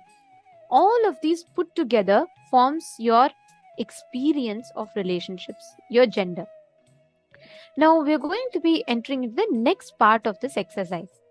I request all the participants, if you're all done, could you all please put done? Ma Hongzu, gender is, that's what I said. You're asking if gender is fixed or fluid. Gender is dynamic. Gender is not static. Like Swamiji revealed, gender keeps changing. You cannot have one same gender. You can never have the same gender. But the gender that you're all talking about is very different. The gender Swamiji is talking about is completely different definition. We are just talking about, oh, physically my body is same throughout my life. How can it change? How can I say I'm not the same gender? No. Every moment of your life, what is the gender that your body carries? Your consciousness, physical, physiological, psychological, and conscious layer carries, decide. So it changes.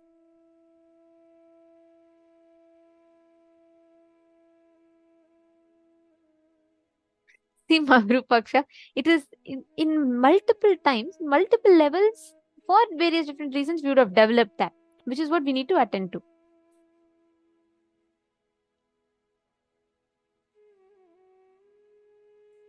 Okay, now listen very carefully. In the next part of this exercise, we are going to be understanding about our ideas of sex and sexual identity. What we carry as the concepts, our ideas that we carry. I request every one of you to take a few minutes and understand this one truth. All the multiple permutation combinations of what you carry in each of these levels vary. Now, your first decision is to go and do completion intensely. Intensely go back. All the combinations inspire you to explore others' body or allow others to explore your body. Write it down. And after exploring the physical relationship, the kind of cognitions you had, take a few minutes, please pen this down. Pen down all the kind of side effects and after effects you had, the confusions and suffocations you had. Please take a few minutes. I request every one of you to pen down sincerely. This is a very, very important part.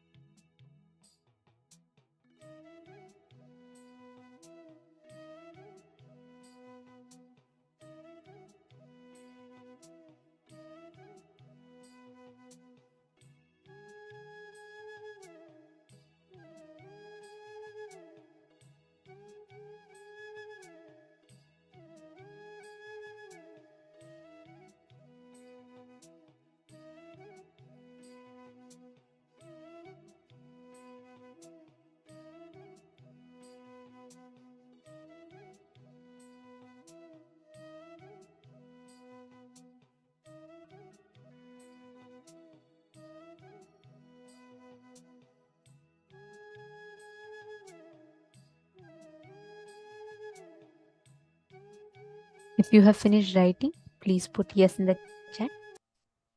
How many of you have finished writing? Please put yes in the chat.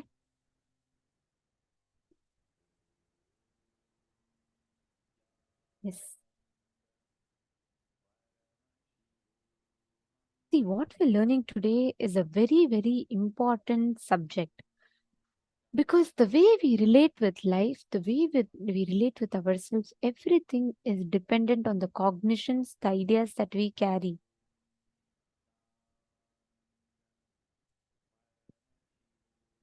As you diagnose, as you write down, you will start seeing how the ideas that you carry inside you about you, the thoughts, ideas, and emotions you carry in each of these levels will start breaking. You will actually start seeing so many delusions that we build. Understand, every moment each of us create these incompletions within ourselves. We start getting stuck. We start creating unnecessary suffocation in our inner space. This is the root for all suffering that we carry. Understanding? Okay, now we are going to be entering into the next session, a very, very important one, because many of you had this as a question in this session, right? Understanding about gender equality. What is gender equality? We're going to be listening to those revelations now.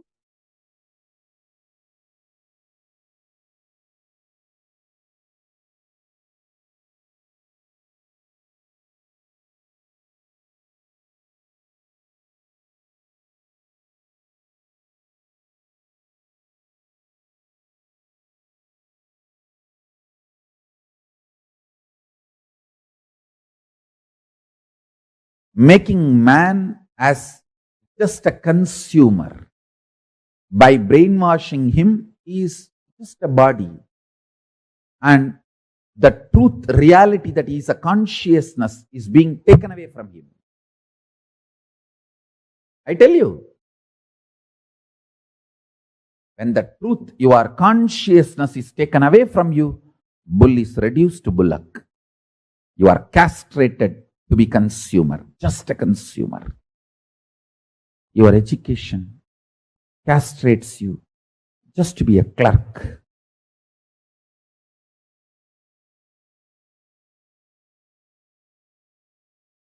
Marketing monsters castrate you just to be a consumer. The sex-based industries, pornography, actually in the modern day, all the cinema industry and the TV serial, everything is sex-based only. Sex-based entertainment industry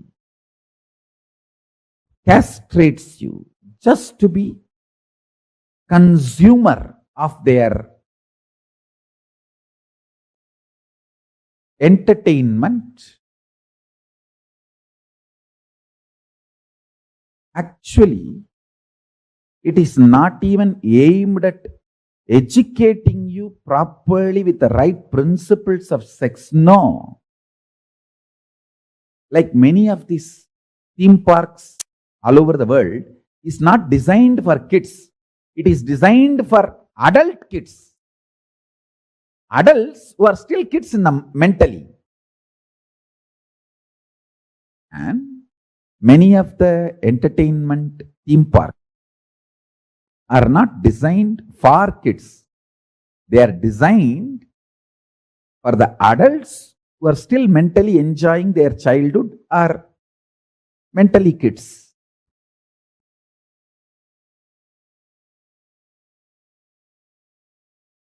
Listen, same way, the sex-based entertainment industry is more focused on them being a masturbation value for you, not any educating or any useful for your existence. Their focus, the whole focus is just to be a masturbating value for you. That's it. Nothing more. Listen, Oh Hindus, wake up to all these conspiracies. These people who make the whole sex industry, sex-based entertainment industry, a masturbation value, nothing more than that. These guys go on accusing Kama Sutra of the Hindu tradition is sex perversion. Hey, Kama Sutra looks at sex with entertainment and enlightenment value. All three. Entertainment, entrainment, and enlightenment value. But the sex-based industries of the modern world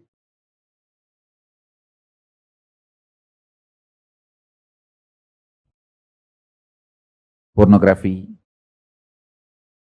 the whole movie industry, and the TV serial, all of them,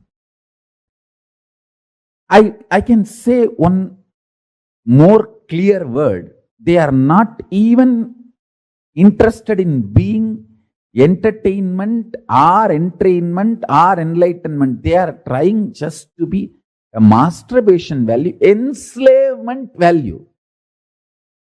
How they can enslave you, that's all is their goal.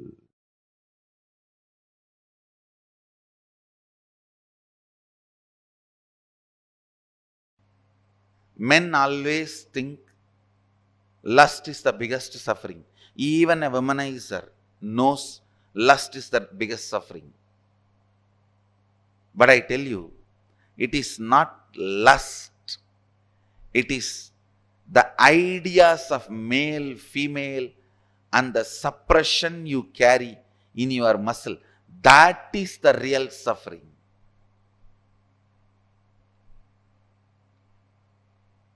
Even the idea, if you are a male, you have to conquer.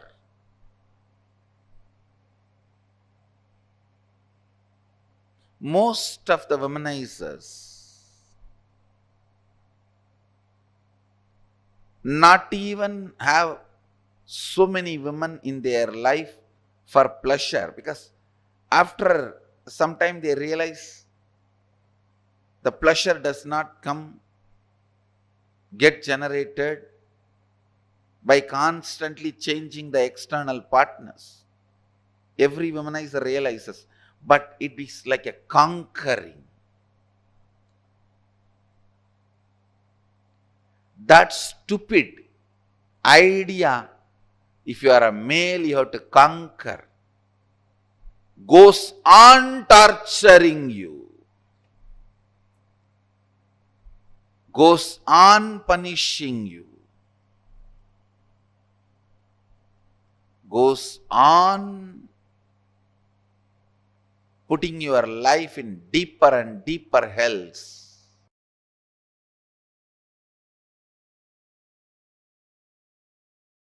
All Vedagamic truths leads you to absolute peace and powerfulness.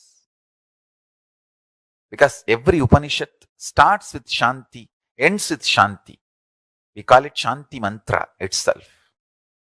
There will be always few lines with Om, Shanti, Shanti, Shanti. It's called Shanti mantra. There are around 60 Shanti mantras throughout all the 4 Vedas, used in multiple places.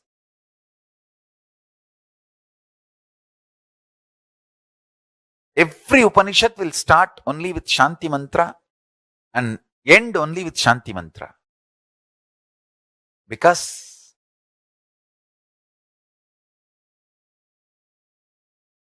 the pure peace-based powerfulness-based peace is a breeding ground for Paramashiva to manifest.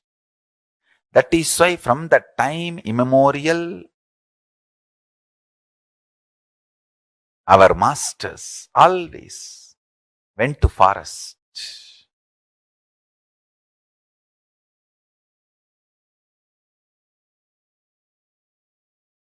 practice Shanti-based Shakti, Shakti-based Shanti. There are 4 basic fundamental animalistic patterns: hunger, anger, extreme violence-based sex, sex-based violence. The mess up of violence being delusively considered as sex and sex being delusively understood as violence. These are the 4 patterns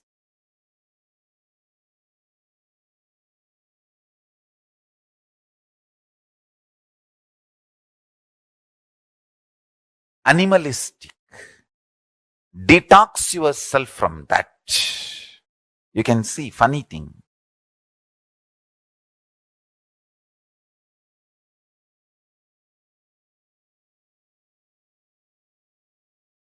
Violently raping is considered as sex, and the fighting seems to be more like a sexual activity. That is why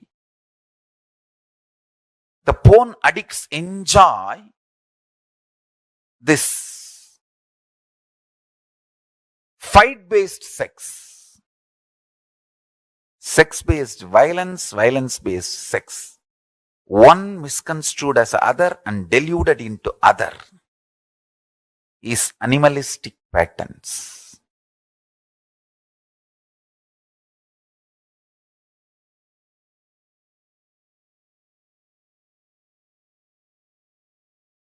Hunger, anger, confused, deluded violence, confused, deluded sex.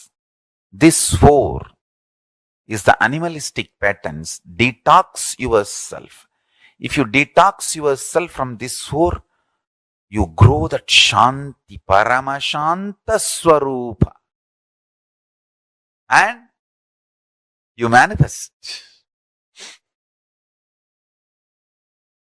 Paramashanta, and you manifest Paramashivatva. Nothing can be compared to the strength of the peace you have grown inside. The quality of the peace-based powerfulness is called maturity as per the Vedic tradition. Aging is not maturity in Vedic tradition. The Paramashanta which grows in you is maturity in Vedic tradition. Paramashanta Swarupa. Meditate on Paramashiva. Connect with Paramashiva. Prabhu, I know you are eternal Paramashanta Swarupa. Please manifest in that space, in that state in me. That is what I call Mukti-based Bhakti. Devotion centered on liberation. Liberation centered on devotion. Enlightenment centered on devotion. Devotion centered on enlightenment.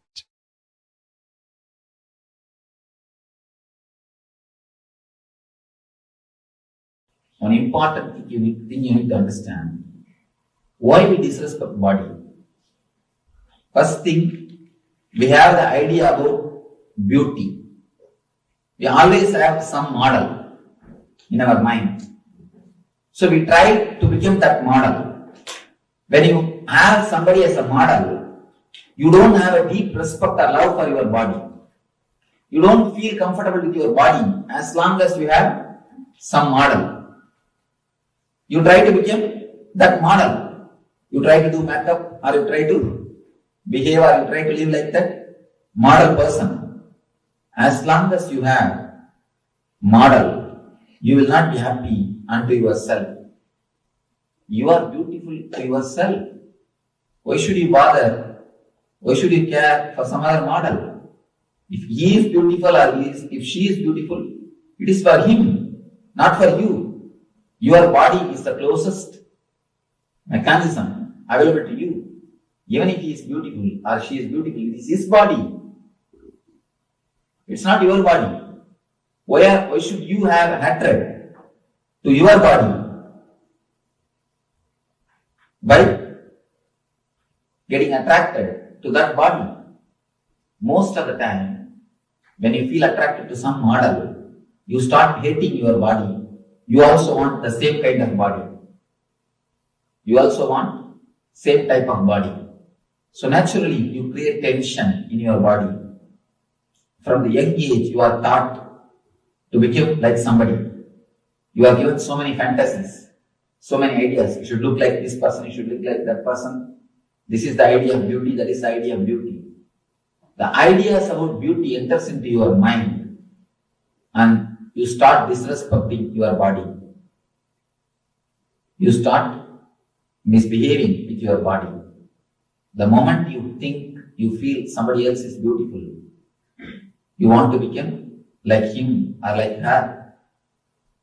Avoid and drop the ideas somebody is beautiful and somebody is not. You are enough unto yourself. You are enough unto yourself. You are beautiful for yourself. Why should you bother somebody else's beauty? Why should you bother about somebody else's body? First thing, feel totally homely with your body.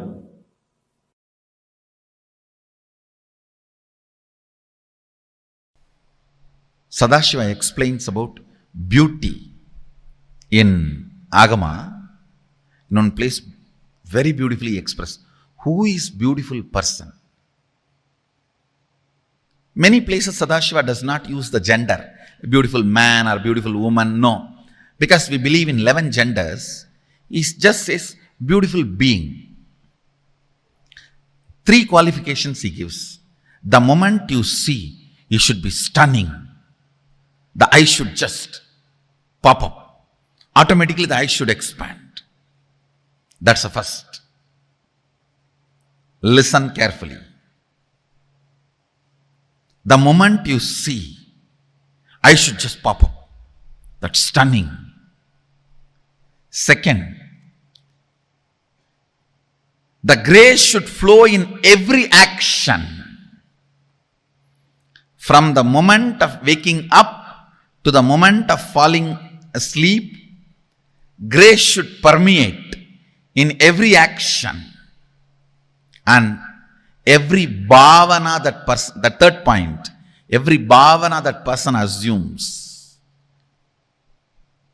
If you have to translate in a modern way, every dress he wears or every attitude he assumes, every aspiration he assumes, every bhavana, visualization he assumes, it should radiate beauty.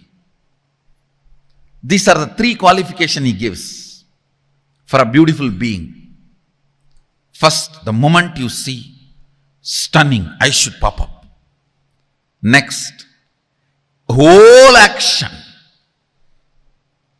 sitting, standing, dancing, eating, sleeping, everything should permeate that beauty, grace. Third, every attitude he assumes, means whether he wears jewels or dresses up or no jewels or any aspect, anything should fit. Even if these 3 qualities are expressed, don't be diverted by what is expressed. Look in who is expressing. Understand. Don't be diverted by what is expressed. Look in who is expressing. When you look in who is expressing, you become Jivan Mukta.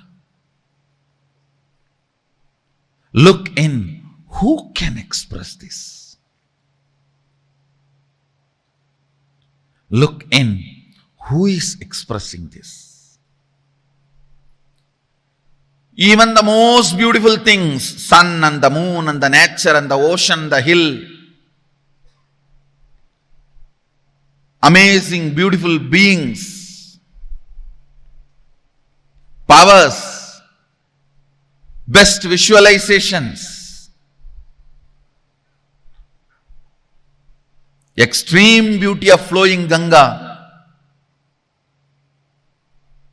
extraordinary beauty of standing Himalayas, whatever.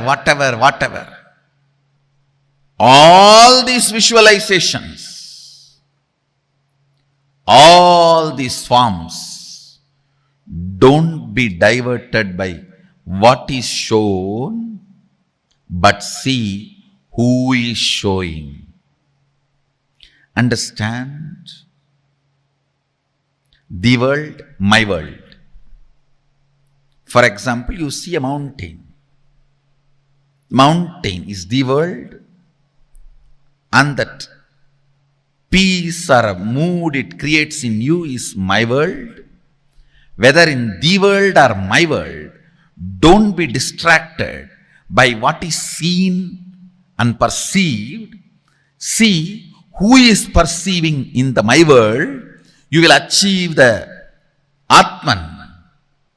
You will achieve the superconsciousness. See who is showing all this. You will achieve the Sadashivatva. Whether in the world you see who is showing this, or my world you see who is perceiving this, you will achieve Sadashivatva. You will achieve the ultimate. You will achieve the Shivoham Anubhuti. You will achieve the Atmajnana. You will achieve the Brahmajnana. You will achieve the ultimate enlightenment. In both, enjoy both. Don't be distracted by it. Enjoy powerfully, but know it. The source is what matters, not the experience. Source is what matters, not the superficial. Source matters, not the superficial. Always put your attention on the source. If you are putting your attention on superficial, both your eyes will enjoy. If you are putting the attention on the source, your third eye will enjoy. Your third eye will be awakened. That will enjoy. External or internal, let your third eye enjoy always. Understand? Still I have not seen any modern day beautician or the people who work on these beauty industries explain beauty in such a precise way like Sadashiva. What a definition. After defining, he says, look at the source who is showing, because that is too beautiful which cannot be described. If the expression itself is this beautiful, then how the experience will be?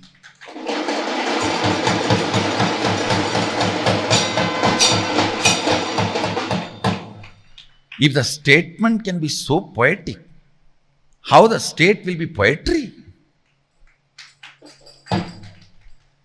What kind of a poetry the state will be? If the statement can be so poetry, such poetry, how poetic the state will be? Or if the statement can be so poetic, at what level of poetry will be the state? So let all the glory, visualization, beauty you see in the world or my world remind you to the source. Remind you to the source. Remind you to the source. Viddhi netam yatitamupasate. Viddhi netam yatitamupasate. Listen, listen. Yachakshusha napashyati ena chakshumshi pashyati means not which is seen by the eye, but because of which the eye, the organ of sight, is able to see and perceive the seen. That is reality. Understand? Not which is seen by the eyes, but by which the eyes are able to see and perceive. Not which is seen by the eyes, but because of which the eyes are able to see and perceive. Listen, this has to get drilled into you. Not by which is seen by the eyes, but because of which the eyes are able to see and perceive. That which is seen by the eye, understand? That which is seen by the eye, not because of that, but because of which the eyes are able to see.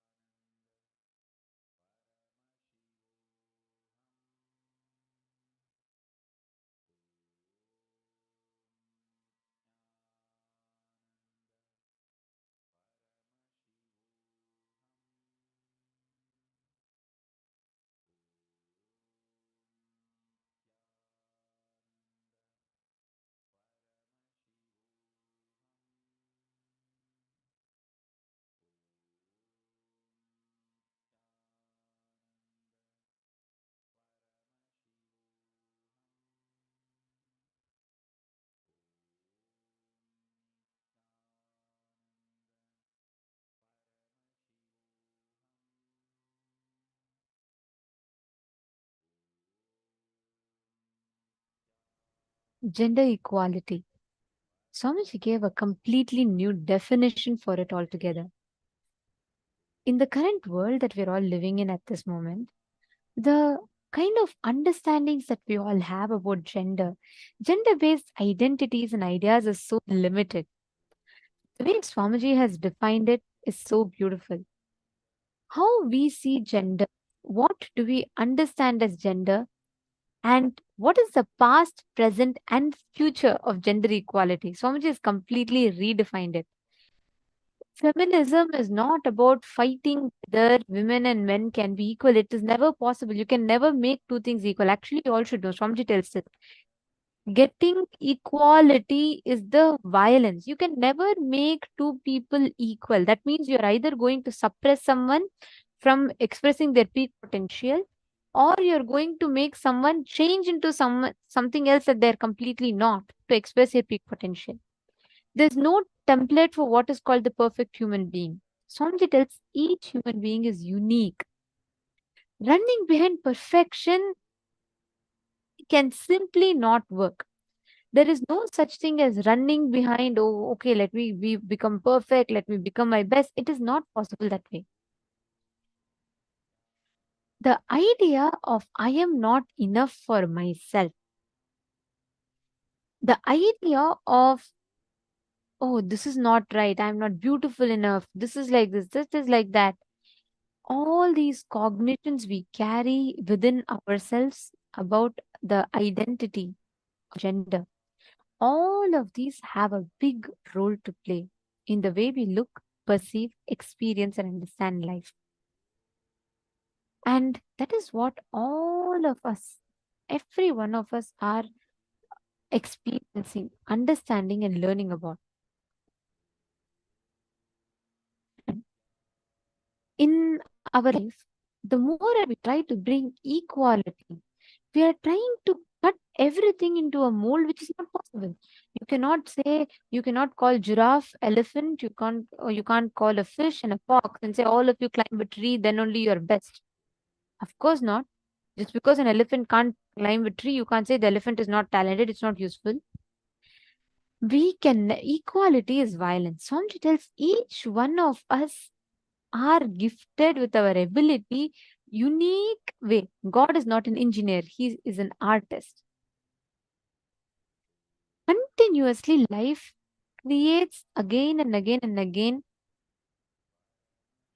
different opportunities for us. You can never try to look equal. You can never try to, you see, we should just be complete about what we are and make sure we're working on experiencing that completion.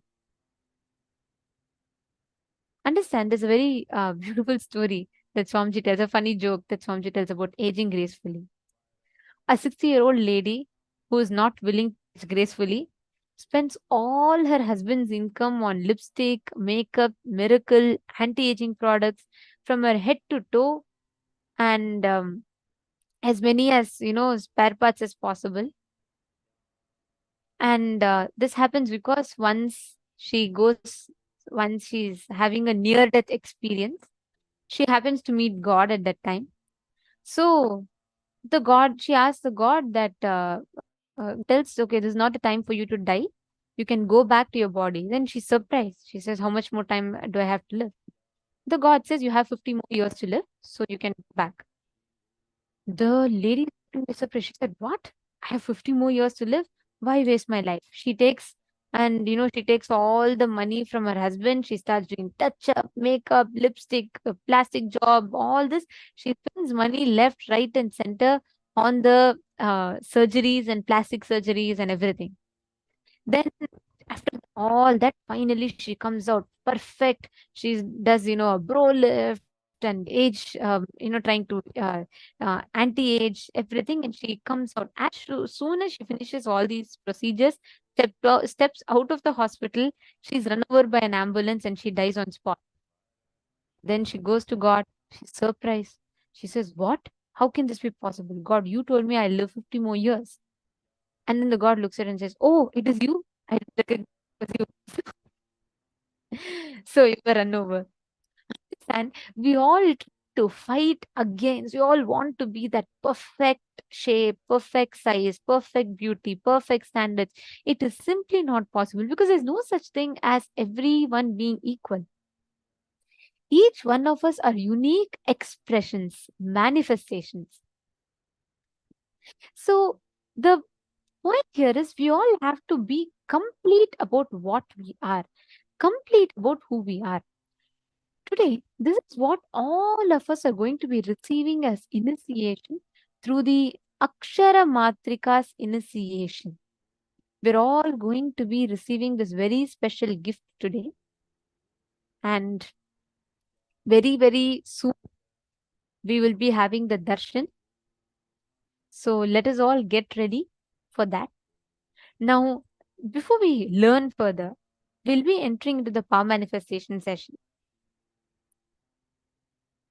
In this round, I request each of you to partner with one of your partners, and you can connect to them to scan and identify a place in the mirror. For example, let's say your partner tells you, can you scan how my office is? You're going to actually be able to see the office in the mirror, and you're going to scan and describe.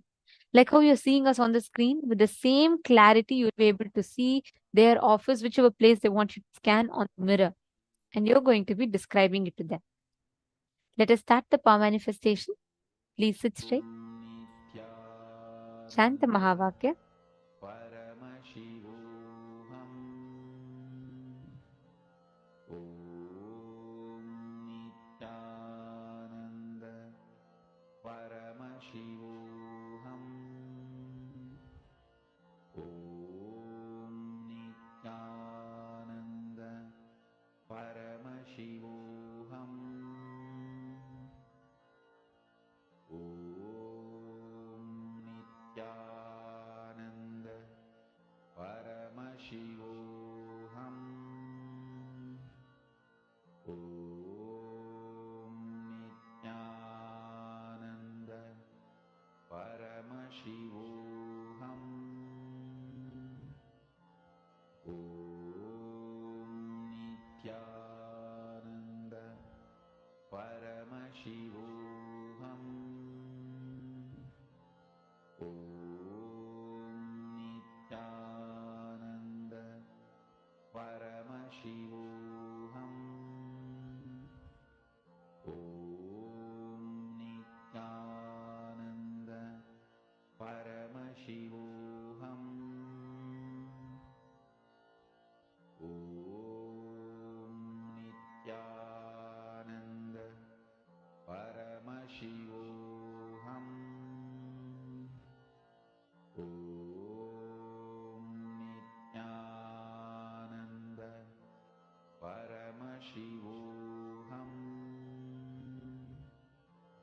Om Nityananda Paramashivoham. Om Nityananda Paramashivoham.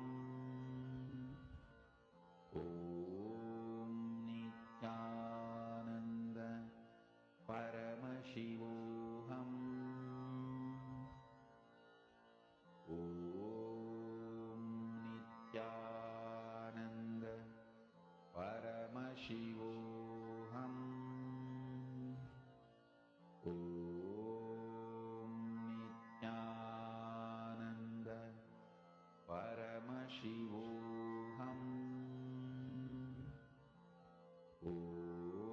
Om Nityananda Paramashivoham. Om Nityananda Paramashivoham. Om Nityananda Paramashivoham. Om Nityananda Paramashivoham. Om Nityananda Paramashivoham. Om Nityananda Paramashivoham. Om Nityananda Paramashivoham.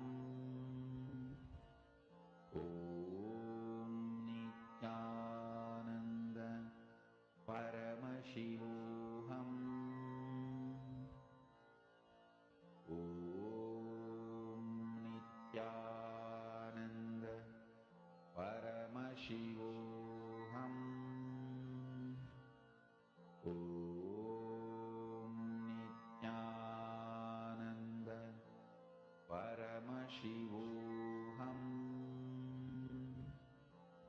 Om Nityananda Paramashivoham.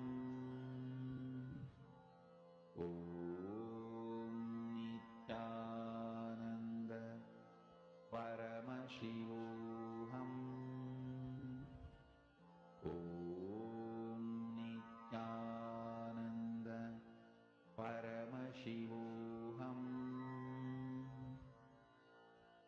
Om Nityananda Paramashivoham. Om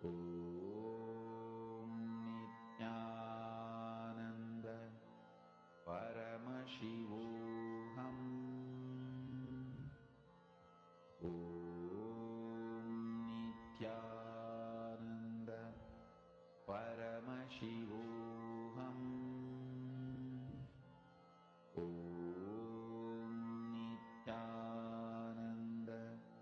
Paramashivoham.